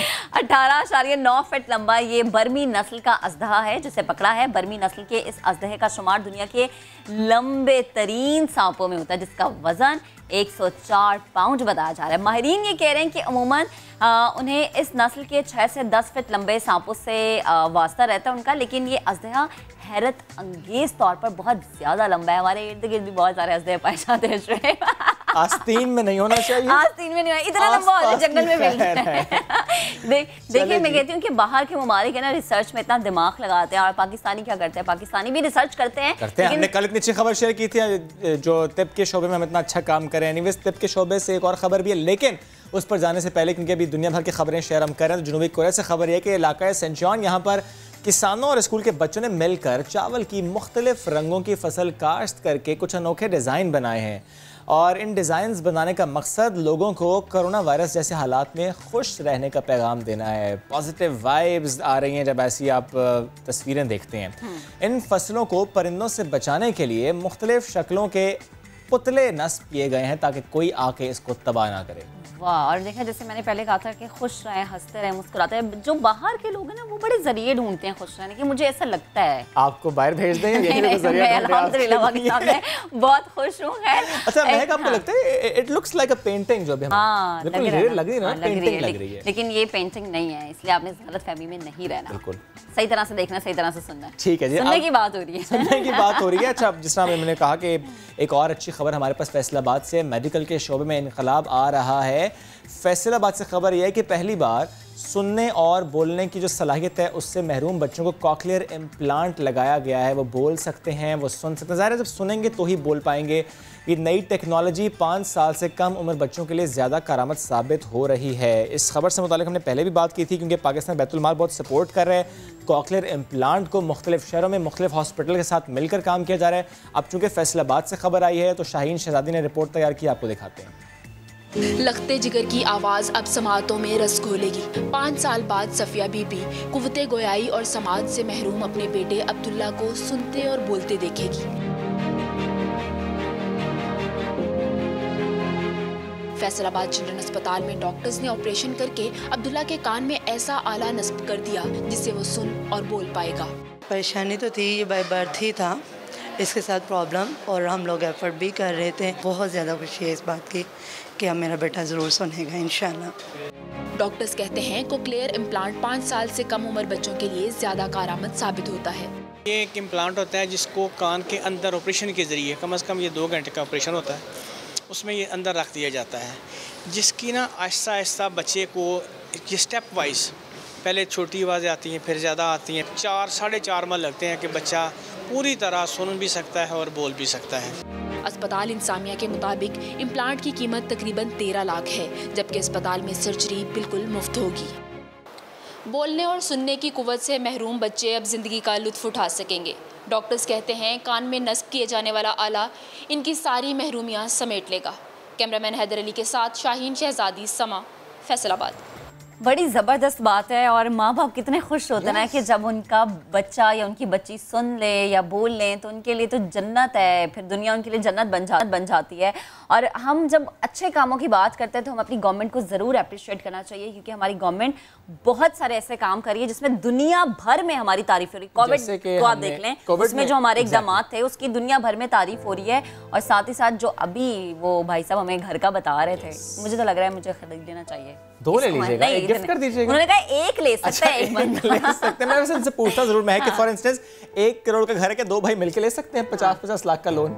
हाँ, ये वैसे हो सकता है। नहीं अगर नहीं हो सकता है घर लेना है। अच्छा, चूंकि आप तारीफ कर रही हैं महक, तो मैं ऐड कर दूं कि हमने गुज़श्ता रोज़ स्टैंड की बात की थी कि पाकिस्तान दुनिया में 18वां और इस्लामी दुनिया में दूसरा मुल्क है जो कि लोकल मैन्युफैक्चर स्टैंड्स बनाएगा, सस्ते हो जाएंगे। इसके साथ साथ जिस तरह आपने कोविड-19 की बात की, इस दौरान हमने देखा कि मेडिकल फैसिलिटीज़ में हमने एनहांसमेंट देखी है, वो चाहे वेंटिलेटर्स हों, वो चाहे ऑक्सीजनेटेड बेड्स हों, वो चाहे अमले से मुताल्लिक हो, तो हमने इसमें काफ़ी बेहतरी हासिल की है। तो चीज़ें ऐसी हो रही हैं जिसमें अगर हम कंपेयर करें माजी के साथ तो ऐसी एग्जांपल्स हमें नहीं नजर आई। तो अब बड़े अच्छे काम हो रहे हैं। और वही बात ना, जब नया पाकिस्तान की बात होती है तो अब मुझे लगता है कि ईंटें रखी जा चुकी हैं, तामीर हो रहा है हमारा पाकिस्तान, बुनियादें रखी जा चुकी हैं। दुनिया भर में जो तारीफें होती हैं या हम जो इक़दामात करते हैं, हमारी गवर्नमेंट जो करती है, और वो वाकई उन्हें अप्रिशिएट करना चाहिए। जब हम तनकीद करते हैं कि भाई महंगाई बढ़ गई है, ये वाकई एक मसला है, लेकिन मुझे लगता है ये कि जब आप तनकीद करते हैं तो फिर तारीफ भी करें। लेकिन तनकीद से मुझे मामला कुछ और याद आ गया।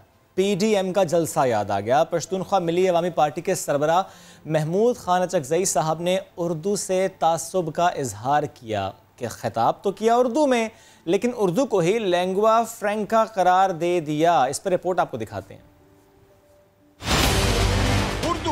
उर्दू लैंग्वा फ्रैंका है, लेकिन हमारी अपनी जुबान नहीं है। बाग़े जिना जलसा, उर्दू बोलने वालों के शहर पर भरे मजमे में उर्दू जुबान में हमला।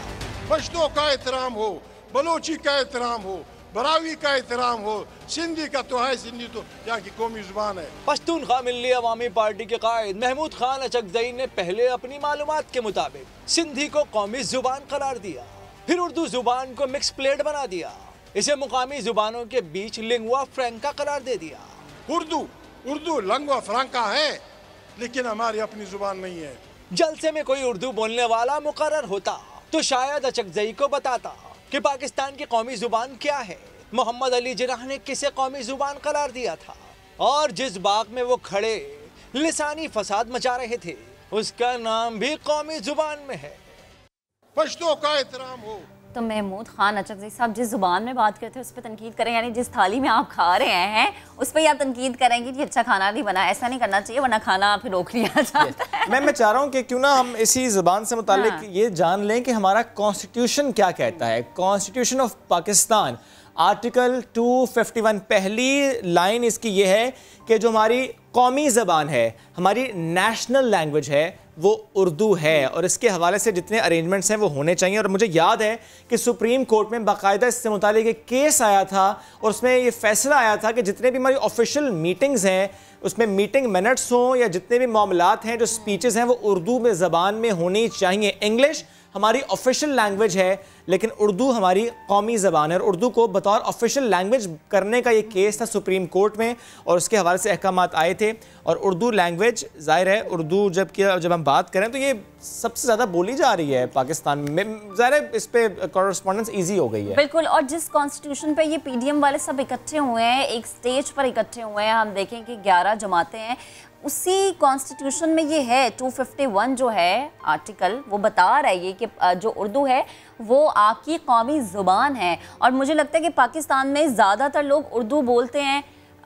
मैंने अक्सर मीम्स पढ़ी हैं, ये इससे हट के बात है कि भाई जो अंग्रेज़ी है वो तो अमेरिका का भंगी भी बोल लेता है। अच्छा, उसमें मैं ये भी फॉर इंस्टेंस अगर मैं पंजाब से हूँ, आप पंजाब से हैं, अब हम अगर कराची में ज़ाहिर तब भी उर्दू बोल रहे हैं, हम अगर पेशावर जाएंगे हम तब भी लोगों से उर्दू में बात करेंगे। अगर रीजनल लैंग्वेज की अपनी इंपॉर्टेंस है उससे हम ये नहीं कह सकते कि उसकी इंपॉर्टेंस नहीं है, बट ये उर्दू एक ऐसी ज़बान है कि हम हर बंदे से बात करने के लिए आसानी से और इतनी वसी ज़ुबान है, ये एक तहजीब है। ये मतलब ये वो चीज़ है जिसको हम ना जाने कब से लेके आ रहे हैं, कब से लेके चल रहे हैं। बरे सगीर के वक्त में जब कायद आज़म मोहम्मद अली जिन्ना गुफ्तगू करते थे वो उर्दू ही होती थी। वो कौन सी ज़बान होती थी? फिर महमूद अचकज़ई साहब जरा इसके बारे में भी बता जाते हैं कि वो ज़बान होती थी। उर्दू बड़ी प्यारी ज़बान है। सारी ज़बानें ही प्यारी हैं और जिस ज़बान का भी आप इस्तेमाल करें, तनकीद तो बहरहाल नहीं बनती। और ज़ुबान के पीछे कल्चर छुपा हुआ। ट्रू। ज़ुबान के बाद तहजीब, उसका कल्चर आपको पता चलता है कि भाई है क्या।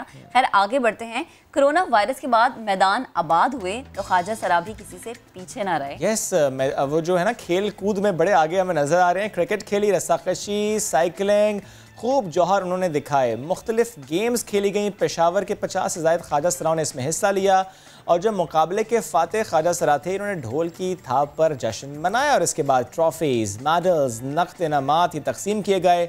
बड़ा खूबसूरत सा इवेंट था और ये ज़ाहिर है सेहतमंद सरगर्मियाँ। इस पर मज़ीद बात करेंगे। हमें ज्वाइन किया है director general sports Khyber Pakhtunkhwa Asfandyar Khattak साहब ने। सर बहुत शुक्रिया आपके वक्त का। सर प्लीज़ सबसे पहले बताइएगा, ये टूर्नामेंट में जो शरीक ख्वाजा सरा थे, इनके जज्बे से मुतालिक मुझे बताएं, इवेंट कितना अच्छा रहा ये बताएं।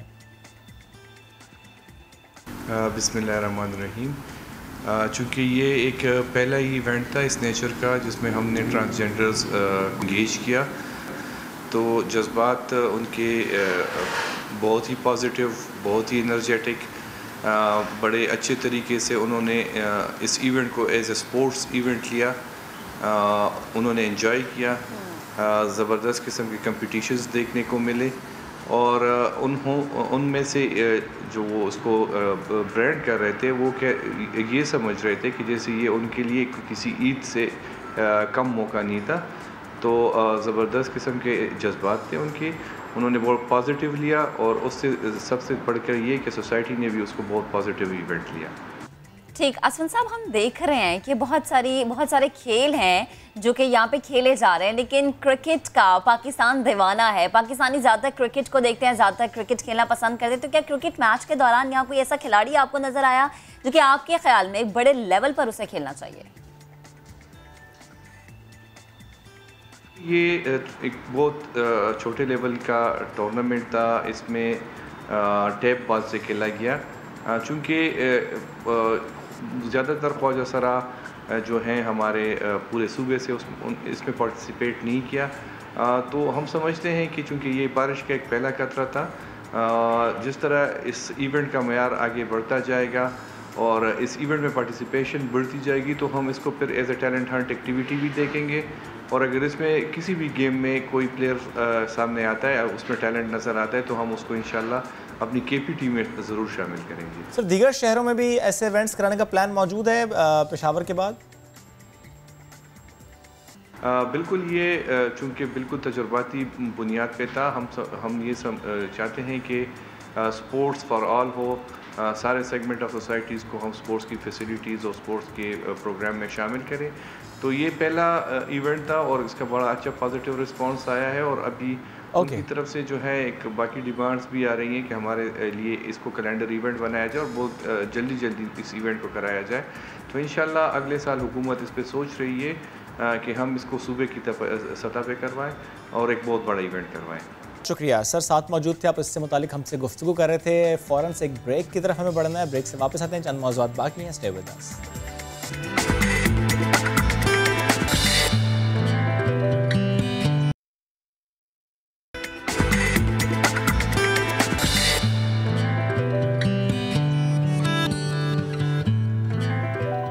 Welcome back. चंद रोज़ पहले खबर आई कि कुछ लोग जो कि विजिट वीज़े पर यूएई गए थे उनको डिपोर्ट किया गया। वाई? बिकॉज उनके पास या तो 2000 दिरहम नहीं थे, या तो रिटर्न टिकट नहीं थी, या तो वहाँ पर रहने के हवाले से कोई डॉक्यूमेंटेशन नहीं थी, यानी वो होटल की रिजर्वेशन हो सकती है, अगर किसी रिश्तेदार के घर जाना तो उसकी डिटेल्स हो सकती हैं, क्योंकि कुछ शराइत रखी गई हैं जिसमें से सबसे इम्पॉर्टेंट है 2000 दिरहम्स की, और इसीलिए इनको डिपोर्ट किया गया था। PIA समेत निजी एयरलाइंस मुसाफिरों को वापस भी लेकर आईं और हर मुसाफिर से 1000 दिरहम जुर्माना वसूल किया गया। जो जुर्माना अदा नहीं कर पा रहे उनके पासपोर्ट जब्त कर लिए गए हैं। मुसाफिरों ने इससे मुतालिक कहा है कि एयरपोर्ट इंतजामिया ने रवानगी से कबल नई पॉलिसी से मुतालिक आगाह नहीं किया था। बिल्कुल, जो कि एक जिम्मेदारी है आगाह करना, और अगर नहीं किया गया तो फिर इसमें कसूरवार कौन है? फिर आई थिंक शायद वो ट्रेवल एजेंट्स हैं जिन्होंने इनकी टिकट्स बुक की, जिन्होंने अरेंज किया कि अच्छा आप चले जाएं। अगर आप घूमने फिरने की गर्ज से भी जा रहे हैं तो अब आपको दुबई जाते हुए एहतियात बरतनी है, क्योंकि ये सारी चीज़ें आपके पास होना ज़रूरी है। आपके पास रिटर्न टिकट होना इंतहाई ज़रूरी है और 2000 दिरहम आपके पास होना ज़रूरी है। अगर किसी होटल में आपका स्टे है तो उस होटल की डिटेल्स, और अगर किसी रिश्तेदार के घर आपका स्टे है तो उस रिश्तेदार का घर का एड्रेस और बाकी जो भी ज़रूरी मालूमात है वो फराहम करनी है, तभी दुबई में एंट्री मुमकिन है। अदरवाइज आपको वापस भेज दिया जाएगा और जुर्माना भी आएगा। जुर्माना बहुत बड़ा है, ज़रा 1000 दिरहम जुर्माना। इस पर बात करते हैं महक। स्पेशली हमने देखा है कोविड-19 के बाद, स्पेशली जब हम गल्फ रीजन की बात करते हैं और UAE की बात करते हैं, तो पॉलिसीज़ में बड़ी शिफ्ट्स हमने देखी हैं, और स्पेशली अबू धाबी की पॉलिसी कुछ है, दुबई की पॉलिसी कुछ और है, शारजा की कुछ और है। तो ऐसे में ट्रैवल करने वालों को कुछ मुश्किलात का सामना करना पड़ा।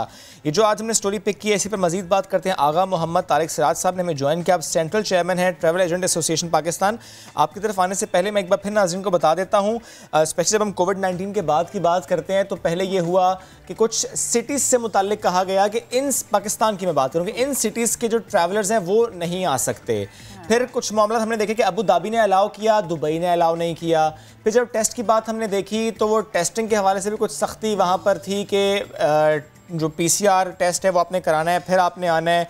तो हम ये सिचुएशन देखते आए हैं कि कोविड-19 के बाद जो दुबई की पॉलिसी है या अबू धाबी की पॉलिसी है उसमें हमने शिफ्ट्स देखी हैं, क्योंकि अक्सर ये हुआ कि एक फैमिली गई, कोई मसला नहीं हुआ, पहुंच गए, लेकिन उन्हीं SOPs को फॉलो करते तो दूसरी फैमिली 2 दिन बाद गई तो उन्हें वापस आना पड़ गया, बिकॉज पॉलिसी चेंज हो गई थी। वो नए नोटिफिकेशंस आ रहे थे और इसके लिए कन्फ्यूजन थी। तो जो भी ट्रैवल कर रहे हैं अब भी वो लाजमी ट्रैवल करने से पहले ये ज़रूर चेक कर लें कि कोई नई पॉलिसी तो नहीं आ गई, कोई नया नोटिफिकेशन तो नहीं आ गया। इसी पर बात करते हैं। मैंने जिस तरह बताया कि आगा मोहम्मद तारिक सिराज साहब साथ मौजूद हैं।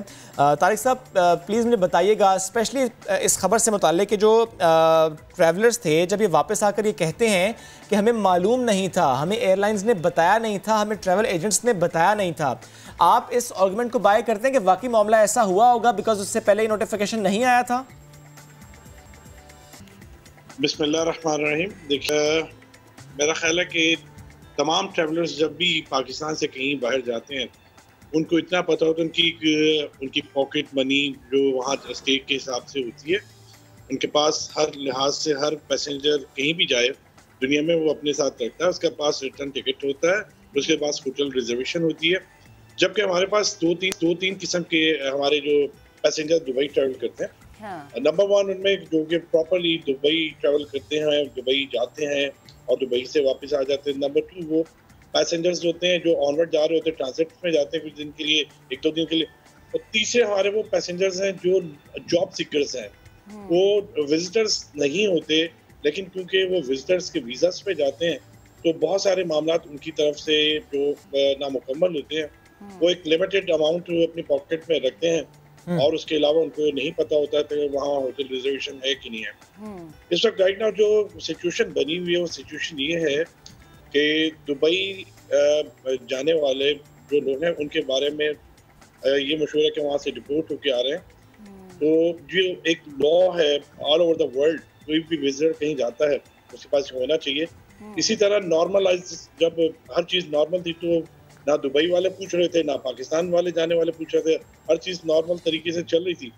इस वक्त जो हालात वहाँ कोविड के बाद सिचुएशन डेवलप हुई है, जो जॉब सीकर्स वहाँ जा रहे हैं और उनकी प्रॉब्लम्स ये है कि वो जब वहाँ जाते हैं तो उनके पास लिमिटेड फंड्स होते हैं और फिर जाके वो रहाइश के बंदोबस्त में उनके पूरे नामुकम्मल होते हैं। तो दुबई गवर्नमेंट इस वक्त जो सेकेंड वेव आ रही है आपके कोविड की, उसके ऊपर बहुत प्रिकॉशंस ले रही है। तो ये समझती है कि जो लेबर क्लास वहाँ पहुँचती है तो एक एक कमरे में वो 8-8, 10-10 लोग हैं। इसी तरह बहुत सारे और भी मुश्किलात जो समझ रहे हैं कि इनके पास फंड्स नहीं होते, मामला खराब होते हैं, तो उन्होंने अपने लॉ को इम्प्लीमेंट अभी किया है।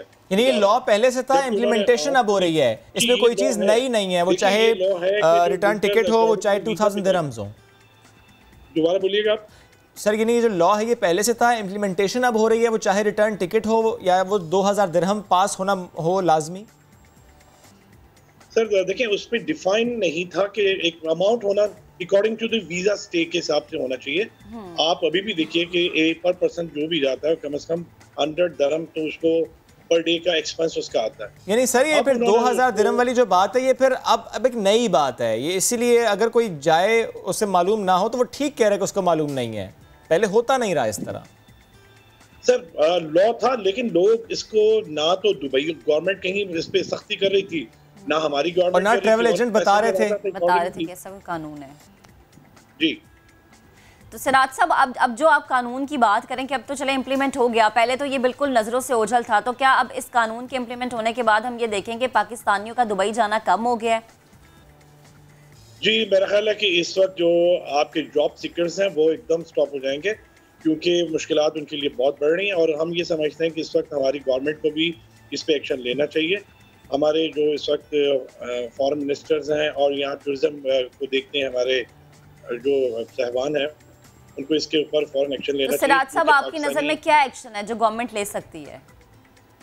जी देखिए जो लॉज भी हैं यहाँ तो उसको मेरा ख्याल है गवर्नमेंट को अपने लोगों का जब यहाँ से वीज़ा इशू होता है, दुबई से ये तमाम वीज़ा इशू होते हैं, तो वहाँ इशूइंग के वक्त ही ये बता दिया जाए कि ये पैसेंजर जो है इसको ये रूल्स के मुताबिक आना चाहिए। अभी मसला ये है कि माज़रत के साथ मेरी जो एक क्लास ऑफ ट्रैवलर है वो है लेबर क्लास, उसकी वो अपनी तरफ से वहाँ जो दुबई इमिग्रेशन ऑफिसर्स हैं उनकी पर्सनैलिटीज को काउंट करते हैं और वो इसी तरीके से बंदे को वापस भी भेज देते हैं। सर ये तमाम बातें अपनी जगह, सर ये तमाम बातें अपनी जगह, लेकिन नॉर्मली एक शख्स एक ट्रैवल एजेंट के पास जब जाता है और वो कहता है कि मुझे वीज़ा चाहिए, मुझे टिकट चाहिए, उसको एट द एंड वीज़ा और टिकट ही मिलता है, उसे कुछ बताया नहीं जाता, ना उसे मालूम होता है ना उसे बताया जाता है, वो एम्बेसी खुद तो जाता भी नहीं है, तो उसे कैसे मालूम होगा? ट्रैवल एजेंट की जिम्मेदारी है सर बताना। तमाम विजिटर्स को तमाम चीज़ें बताता है, लेकिन हमारे मुल्क में जो हालात हाज़िरा चल रहे हैं उसके मुताबिक के साथ आपके पास इस वक्त लोग बाहर जाने के लिए जो इस तराबियत में है कि मैं वहाँ जाकर अर्निंग सर लेकिन अगर एक शख्स बाहर जाए और वो उस लॉ को पूरा ना कर पाए, उसे वापस आके जुर्माना भरना पड़े, फिर अपनी जेब से भरना पड़े, तो बेहतर नहीं है फिर वो ना जाए अगर उसके पास पैसे नहीं है, अगर उसके पास ऐसे मामलात नहीं है? देखिए अभी राइट नाउ तो हम लोगों ने अपने तमाम एजेंट्स को as a chairman travel agent association of Pakistan, मैंने तमाम एजेंट्स को इन्फॉर्म कर दिया है कि आप इस चीज़ को इमीडिएटली अपने जो पैसेंजर्स दुबई के लिए हैं उनके अकॉर्डिंग टू द लॉ जो रिक्वायरमेंट्स हैं उसके हिसाब से भेजें और उसके बाद अगर कोई वहाँ से वापस आता है तो वो ना तो ट्रैवल एजेंट का भी मामला है ना। अच्छा सिराज साहब एक और चीज़ ज़रा वाज़ेह कीजिएगा, सॉरी मैं कता कलामी की माज़रत चाहती हूँ, जब ट्रैवल एजेंट ने इन लोगों को वीज़ाज दिए थे या इस तरह से उन्हें बाहर भेजने के हवाले से इकदाम किए थे, क्या ट्रैवल एजेंट्स को पता था कि वहाँ पर ये कानून अब नाफिज हो गया है? हो सकता है कि उनके भी इल्म में ना हो, ऐसा था? नहीं ऐसे कोई नहीं थे। देखिए नॉर्मल तरीके से लोग जा रहे थे और नॉर्मल तो अरसा दराज से जा रहे हैं। अब दुबई गवर्नमेंट ने जो उनका लॉ था उसको इम्प्लीमेंट कर दिया, ठीक, उसको इम्प्लीमेंट कर दिया। एक बात और, यानी सर अगर ये हो कि एक ट्रैवल एजेंट जब वीज़ा लगवा कर दे, टिकट इशू करे और वो वन साइड का इशू करे, दैट मींस वो ट्रैवल एजेंट गलत कर रहा है, उसे फिर रिटर्न टिकट देना चाहिए। ये प्रैक्टिस मेरे ट्रैवल एजेंट अगर और ये गलत थी तो टोटल रॉन्ग है, ये प्रैक्टिस नहीं होना चाहिए। विजिटर के लिए सिंपल उसका रिटर्न टिकट होना चाहिए, 2000 दिरहम के हवाले से उसे गाइड करना चाहिए, और अगर उसने किसी होटल में स्टे करना है तो उसकी डिटेल्स होनी चाहिए। और ना सिर्फ दुबई बल्कि जहाँ के लिए भी वीजास लग रहे हैं, आप एटलीस्ट गाइड करें। पूरा प्रॉपर्ली गाइड करते हैं। ठीक है sir, thank you sir, thank you. आप साथ मौजूद, आपने कहा कि वो गाइड हैं, लेकिन मजीद भी आपने सर्कुलर भी जारी किया है, ट्रैवल एजेंट्स को बताया भी है कि वो लोगों को गाइड करें, बहुत ज़रूरी है। साथ मौजूद थे, बेहद शुक्रिया। हमें क्विकली आगे बढ़ना है, कुछ और खबरें भी हैं। चंद रोज से धरना जारी था इस्लामाबाद के डी चौक पर लेडी हेल्थ वर्कर्स का, जो कि अब खत्म हो गया है। ये एक अच्छी बात है कि मुज़ाकरात तय पा गए हैं। लेडी हेल्थ वर्कर्स और मुज़ाकराती टीम में 6 निकाती मुआहदे पर इत्तफाक पाया है, और ये मुआहदा ये कह रहा है कि हेल्थ वर्कर्स के लिए सूबों में तनख्वाह का मामला मुश्तरका मफादात काउंसिल को भेजा जाएगा, और फिर इस पर आगे अमल होगा।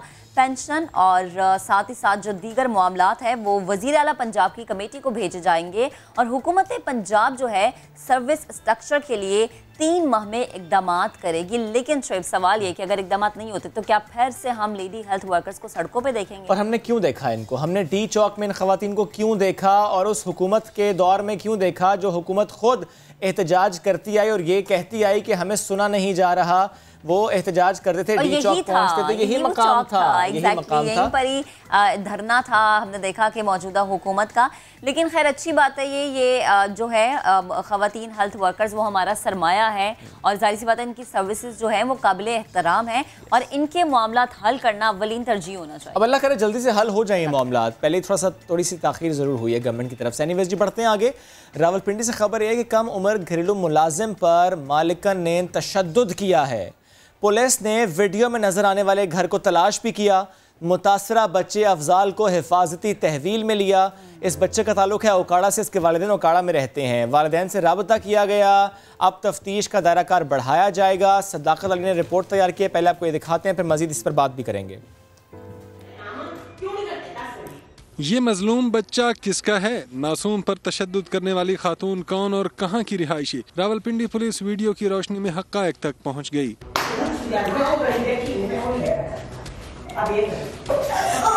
पुलिस तर्जुमान के मुताबिक ओकाड़ा का 12 साला अफजाल अली रावलपिंडी के इलाके गुलरेज में मोहम्मद शहजाद के घर काम करता था। वीडियो में मासूम फूल के गालों पर जूते मारती और चीखती चिल्लाती खातून घर की मालिकन है। नन्हे अफजाल ने अपने वालिदैन से दूर गैरों की नौकरी करने की वजह और अपने ख्वाब भी बता दिए। यहाँ पे कितने अरसे से रह रहे हो?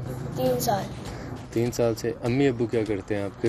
अम्मी रिक्शा चलाते हैं जी। अम्मी घर में रहते। तुम यहाँ पे अपनी खुशी से काम कर रहे हो? नहीं, बाबा की खुशी है। बाबा की खुशी। तुम क्या करना चाहते हो? मैं तो बस पढ़ना चाहता था।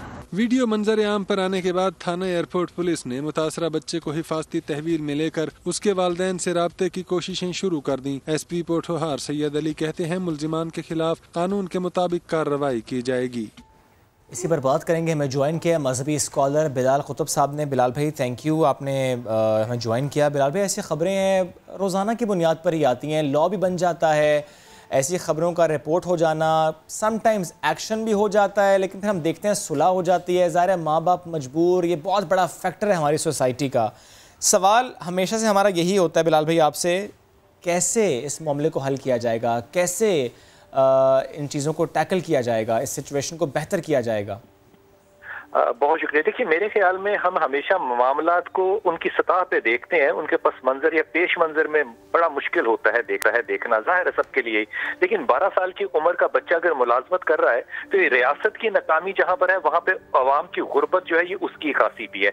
लेकिन मेरा सवाल ये है कि छुप कर वीडियो बनाना, क्या ये चुगली जो है ये उस हदीस के खिलाफ नहीं है जहाँ आपने फरमाया कि मैं उसकी आंख में नेजा मार देता?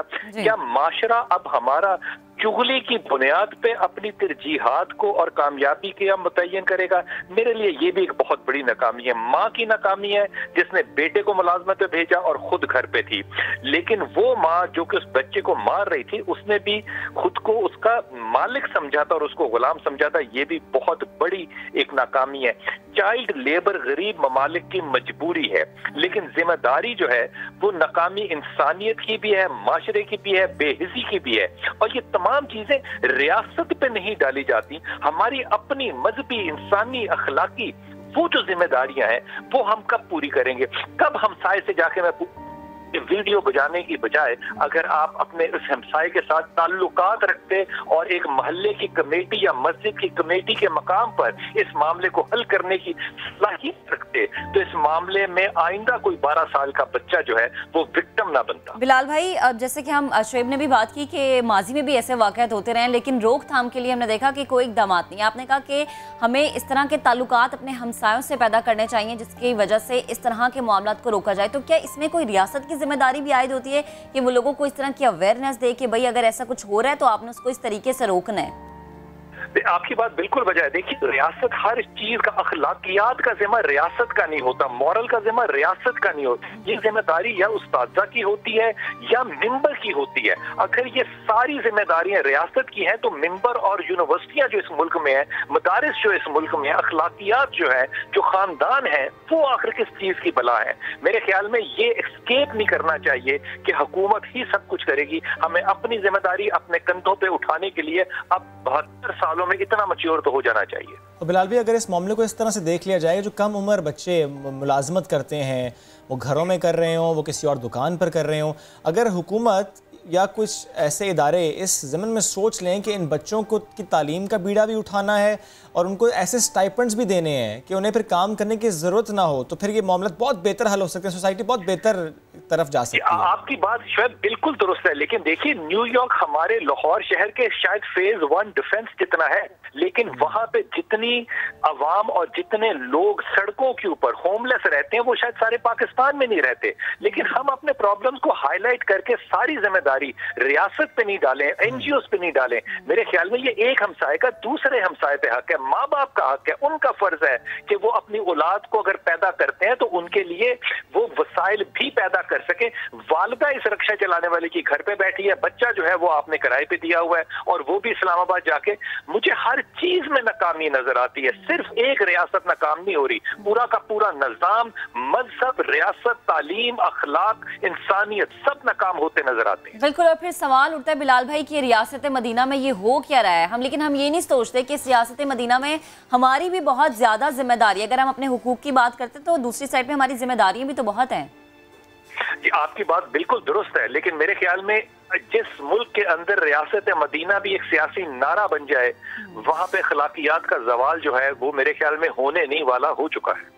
बिल्कुल बिलाल भाई, बहुत शुक्रिया, साथ मौजूद थे आप, इस टॉपिक पर हमसे गुफ्तगू कर रहे थे। सबको रिस्पॉन्सिबल सिटीज़न होने का मुजाहरा करना है। ठीक है, एक मामला ज़रूर बिलाल भाई ने उठाया कि वो जो वीडियो बनाई, लेकिन एट द सेम टाइम अगर वो हमसाया खुद जाकर बात करता, इस मामले को टैकल करने की कोशिश करता, रोकता या पुलिस तक चला जाता या किसी और तरीके से आवाज़ उठा लेता, तो ये यकीनन उसका एक बहुत बड़ा कदम होता जो कि बहुत सारी चीज़ों को एग्जैक्टली। और एट द सेम टाइम जब हम बात उन बच्चों की कर रहे हैं कि जो गरीब घरानों से उनका ताल्लुक है या ऐसे इलाकों से उनका ताल्लुक है जहाँ पे मौके नहीं हैं, वो करना चाहते हैं, उनकी फैमिली भी चाहती है वो करें, लेकिन कर नहीं पा रहे, ना वो पढ़ पा रहे, ना पढ़ने के बाद कुछ कर पा रहे हैं, मेहनत करने के मौके उन्हें फ़राहम नहीं किए जा रहे। और इसमें अगर हम उन शहरों की बात कर लें, और स्पेशली अगर हम उस सूबे की बात कर लें जहाँ मौके सबसे कम है, तो आप भी समझ गए होंगे कि मैं जिक्र कर रहा हूँ बलूचिस्तान का। और बलूचिस्तान का शहर ज़ियारत, किला सैफुल्ला, अगर वहाँ के हम नौजवानों की बात करें तो पाकिस्तान भर के नौजवान दे आर वेरी टैलेंटेड, लेकिन अगर हम बलूचिस्तान की बात भी करें तो बहुत टैलेंट है यहाँ पर। हम अक्सर वहाँ के टैलेंट आपके सामने लेकर भी आते हैं।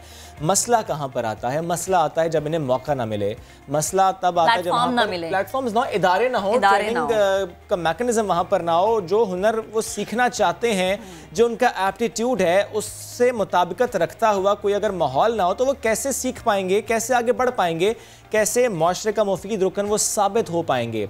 इस सिलसिले में अब क्या हो रहा है?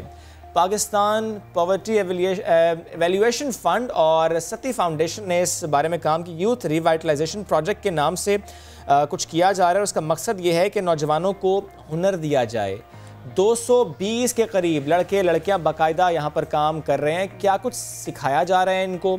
ये प्रोजेक्ट है क्या? इसका आगाज़ कब हुआ? इससे कितना फ़ायदा होगा? और जो सीख रहे हैं वो इस हवाले से क्या राय रखते हैं? उनकी ज़िंदगी में कितनी तब्दीली आई है? इस प्रोजेक्ट से मुतालिक बात करेंगे। मैं ज्वाइन किया senior GM PPF Tahir Malik साहब ने। Good morning sir. Thank you. And we have Aminullah and Hadiqa, नौजवान जो सीख रहे हैं, आपको वेलकम करते हैं। सर, स्टार्टिंग फ्रॉम यू, थोड़ा सा मुझे इस प्रोजेक्ट से मुतालिक प्लीज़ बताइएगा, इस इनिशिएटिव कब लिया गया इसका? थैंक यू सो मच जी। जैसा कि आपने जिक्र किया, मेरा नाम ताहिर मलिक है और basically Pakistan poverty alleviation through out Pakistan different rural areas में डेवलपमेंट का काम कर रहा है। इस हवाले से अगर हम कहेंगे तो हमारे पास 130 अजला हैं जिसमें मुख्तलिफ़ तरह के डेवलपमेंट के प्रोग्राम चल रहे हैं। लास्ट ईयर इसी तरह का एक इनिशिएटिव हमने बलूचिस्तान में लिया, जिसमें हमने यूथ, हमारा हमेशा इंक्लूसिव डेवलपमेंट के हवाले से फोकस रहा है, वो यूथ एंड ख़वातीन, तो इनको हम हमेशा फोकस करते हैं। तो इस हवाले से हमारे पास जो डोनर थे सिटी फाउंडेशन, और वहाँ पे एक लोकल पार्टनर को हमने सेलेक्ट किया, BRSP Balochistan rural support programme, और उनके ताउन से ये हमने स्किल डेवलपमेंट प्रोग्राम का इनेकाद किया जो बलूचिस्तान के 2 अजला में था, जिसमें किला सैफुल्ला और ज़ियारत है। इसमें ख़ास तौर पे सबसे स्पेशलिटी ये थी कि हमने सबसे पहले इसमें मार्केट सिचुएशनल एनालिसिस किया और gap analysis, demand and supply देखी कि वहाँ पे कौन से हुनर ऐसे हैं जिनकी डिमांड है और वहाँ पे कौन से ऐसे यूथ हैं जो कि किसी न किसी वजह से अपनी तालीम जारी नहीं रख सके हैं और आगे वो आना चाहते हैं, और उनको अगर हुनर मिल जाए तो वो अपनी रोज़गार में भी इजाफा कर सकते हैं। तो ये इस प्रोजेक्ट का मकसद था। इसकी रोशनी में हमने वहाँ पे तकरीबन 300 के करीब 150 लड़कियाँ और 150 लड़कियों का इंतखाब किया थ्रू आवर लोकल पार्टनर, और इसमें 5 ट्रेड्स में उनको, जब हमने मार्केट सिचुएशनल एनालिसिस किया तो हमें पता चला कि वहाँ पे डिमांड जो है 5 ट्रेड्स की है, जिसमें ख़वातीन के हवाले से ब्यूटिशियन और फैशन डिज़ाइनिंग का कॉन्सेप्ट था कि जी हमें जदीद डिज़ाइन के कपड़े सिखाए जाएँ और हमें हमारा हक बनता है कि जी हम भी खूबसूरत नजर आए। और बिल्कुल हक है, हर औरत का हक है खूबसूरत नजर आना। शेब आप जेलस ना हो। खैर ताहिर साहब, एक और चीज़ मैं आपसे पूछूंगी, बलूचिस्तान जैसी जगह को आपने सेलेक्ट किया, यकीनन बहुत सारे चैलेंजेस आपको फेस करना पड़े होंगे, प्लीज़ ज़रा बताइएगा। हाँ, चैलेंज इसलिए हमें फील नहीं होते क्योंकि वहाँ पे हमारे लोकल पार्टनर मौजूद हैं और PPF काफ़ी अरसे से काम कर रहा है, और जहाँ हम पेनिट्रेट जब करते हैं तो लोकल कम्युनिटीज़ के ज़रिए करते हैं। तो हमारा जो कम्युनिटी डेवलपमेंट कॉन्सेप्ट है उसके ज़रिए हम सिलेक्शन भी करवाते हैं और उन तक एक्सेस भी करते हैं, और उसमें हम जब इंक्लूसिव डेवलपमेंट की बात करते हैं तो हम सबको शामिल करते हैं, तो तब हमें कोई इतनी मुश्किल पेश नहीं आती। ऑफ कोर्स चैलेंज है कि स्कैटर्ड है, लैक ऑफ एजुकेशन है, लेकिन हमें माशाल्लाह इस प्रोजेक्ट को सक्सेसफुली कंप्लीट करते हुए कोई खास दुश्वारी पेश। मर्दों का इंटरेस्ट किस चीज़ की तरफ था, क्या सीखना चाह रहे थे? वो मोबाइल रिपेयरिंग का जी, देखा और खूबसूरती, मर्द मोबाइल रिपेयरिंग, और सबसे उस मोबाइल से तस्वीरें खींचती हैं ना आपकी। और सबसे बड़ी बात आपको बताते चलेंगे क्योंकि वहाँ के लोगों को डोमेस्टिक कुकिंग का बहुत शौक था, और बच्चों ने डोमेस्टिक कुकिंग खास तौर पे हमने फिर पाकिस्तान के best institutes like Hashoo foundation को हायर किया। उन्होंने इन बच्चों को 2-3 महीने के लिए अपने साथ अटैचमेंट पे रखा, इनको डोमेस्टिक फिनिशिंग क्लासेस सिखाई, डोमेस्टिक कुकिंग का कॉन्सेप्ट दिया, और तब इन्होंने जाके अपने इलाकों में ना सिर्फ अभी अपने बिजनेस स्टैब्लिश कर बल्कि मोस्ट ऑफ द देम के फिर हमने इनका ये भी किया कि ट्रेनिंग के बाद ये लोग ख़ास तौर पे अटैचमेंट पे भी एम्प्लॉयर कंपनीज के साथ रहे। ठीक है, तो आपकी जो मेहनत है वो इन पे नजर भी आ रही, तो इनसे हम बात हैं। हमारे साथ 2, जैसा मैंने पहले कहा, Aminullah and Hadiqa Babar is with us. Hadiqa, आपसे गुफ्तगू का आगाज़ करते हैं, थोड़ा सा मुझे बताएं इस प्रोजेक्ट से मुतालिक, कब आपको मालूम हुआ, आप इनरोल हुई, आपने क्या सीखा, सीखने के बाद फिर क्या किया? अस्सलाम वालेकुम, मेरा नाम हदीका है और मैं मुस्लिम बाग की लोकल हूँ। जैसे कि BRSP और PFP ने ये जो प्रोजेक्ट था हमें दिया, और इसमें 2000 से ये स्टार्ट हुआ। हम लोग, हमारा मुस्लिम बाग का एक कॉलेज है, वहाँ पर इसका पता चला न्यू जनरेशन को कि यहाँ पे ये ट्रेनिंग्स हो रही, पहले क्योंकि मुस्लिम बाग में ऐसी कोई ट्रेनिंग्स नहीं थी ना, तो जैसे हमें ये पता चला कि ये ट्रेनिंग्स हो रही हैं तो हम लोगों ने यहाँ पे एडमिशन लेने स्टार्ट किए। वहाँ पे एज अ मैंने ब्यूटिशियन कोर्स किया है, और ख्वाहिश भी ब्यूटिशियन बनने की थी, लेकिन अपॉर्चुनिटी नहीं थी। अच्छा दीका, मुझे ये बताएं, आपके जो इलाके की दीगर खातून हैं उनकी क्या ख्वाहिश है, वो क्या सोच रखती हैं? अगर आप तब्दीली की सोच रख रही हैं तो वो फिर किस तरह से, इसके बारे में भी कुछ सोचा? हमारी जो इलाके की ख़वातीन है वो आगे जाना चाहती, पर उनके पास इतनी सपोर्ट नहीं है कि वो आगे जाएं। पर जब BRSP और PPF वालों ने हमें ये प्रोजेक्ट दिया और यहाँ के एडमिशन स्टार्ट हुए, तो बहुत सी ख़वातीन ने वहाँ पे हिस्सा लिया और आज वो अपने घर में कमाई का ज़रिया इंडिपेंडेंट हो गई हैं आज। ज़बरदस्त। अमीनुल्लाह, वालेकुम सलाम, कैसे हैं आप? अल्हम्दुलिल्लाह। कहाँ से ताल्लुक़ आपका? माय नेम इज़ अमीनुल्लाह, मैं बलूचिस्तान ज़ियारत से हूँ, वहाँ की लोकल हूँ। मैं BRSP वालों, जब BRSP वालों का टेक्निकल सेंटर था, मैंने वहाँ पे एडमिशन लिया था। फिर हमने वहाँ पे मोबाइल रिपेयरिंग के लिए वहाँ पे एडमिशन किया था। हमने वहाँ से तकरीबन 2 महीने कोर्स किए थे। 2 महीने का कोर्स? 2 महीने सीख गए थे 2 महीने? 2 महीने थे। उससे पहले वैसे क्या करते थे आप? वैसे पहले कुछ भी नहीं था, हम सिर्फ स्टडी कर रहा था। ओके। और कुछ नहीं थे। फिर जब हमको पता मिला कि वहाँ पे TTC में ट्रेनिंग हो रही है, हम वहाँ पे गए थे। वहाँ पे 2 महीने का ट्रेनिंग हमने वहाँ से हासिल किए मोबाइल रिपेयरिंग का।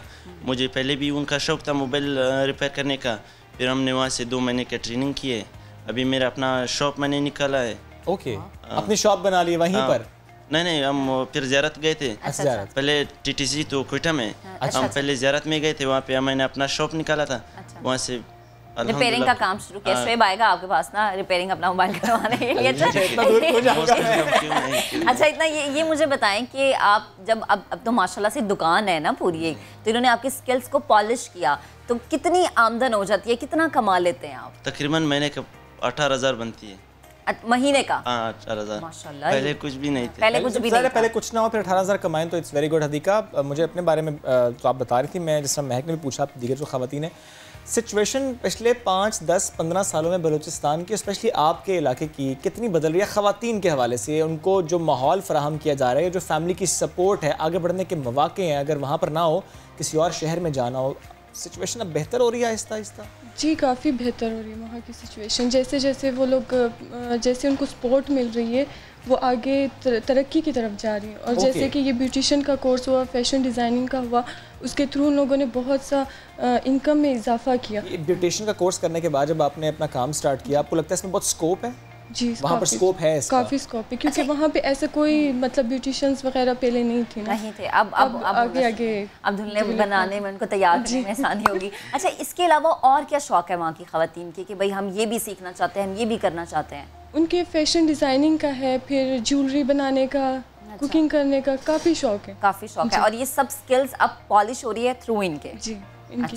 और आपके साथ साथ आपकी दीगर दोस्तें भी हैं जो कि इस तरह से ट्रेनिंग ले रही हैं और काम सीख रही हैं? ये स्पेशली आपको देखने के बाद? आपको देखने के बाद कोई आया है? देखने के बाद उन्होंने अभी तो फिर आगे वो लोग भी कर रहे हैं। तो ये है कि मतलब जैसे ही ये NGO खुला, उसके बाद उन्होंने इसमें पार्टिसिपेट किया। आज वो अपने घर में बिजनेस स्टार्ट करके बैठे। और जैसे कि आप बिजनेस की बात करें, कमाई की, अब खातीन भी किसी से पीछे नहीं है, वो चाहे कहीं की भी हो, तो आप कितना महीने का कितनी आमदन हो जाती है? मतलब महीने का मैं 15,000 कर लेती हूँ, 15,000 की इनकम पे। पर जैसे इवेंट्स होते हैं, शादियाँ होती हैं, तो फिर ज़्यादा। तो अमीन, ये तो इवेंट्स और शादी से कमा लेती है, आप तो इवेंट्स और शादियों में नहीं इस तरह से कमा सकते। आप एक्स्ट्रा इनकम कैसे कर लेते हैं, कैसे कमा लेते हैं? जब मोबाइल ज़्यादा ख़राब हो जाएंगे तो ज़्यादा पैसे बता देते हैं। अमीन, कभी ये सोचा, अब सीख लिया है लेकिन किसी और जगह पर, किसी और शहर में जहाँ काम ज़्यादा हो, वहाँ पर शॉप बनाएं, ऐसा सोचते हैं? कि वहाँ के जनरली नौजवान ये सोचते हैं कि वहाँ से निकले किसी और शहर में जाएं और कमाएं कहीं और पे? नहीं, वहाँ रहना प्रेफर करते हैं।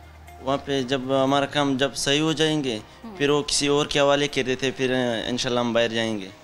बाहर पाकिस्तान से बाहर? नहीं, पाकिस्तान से बाहर नहीं, पाकिस्तान के अंदर सिटी में। किया, किसी और के हवाले किया, फिर आपने सीखा हो तो आप किसी और शहर में आ गए, ऐसी सोच रखते हैं?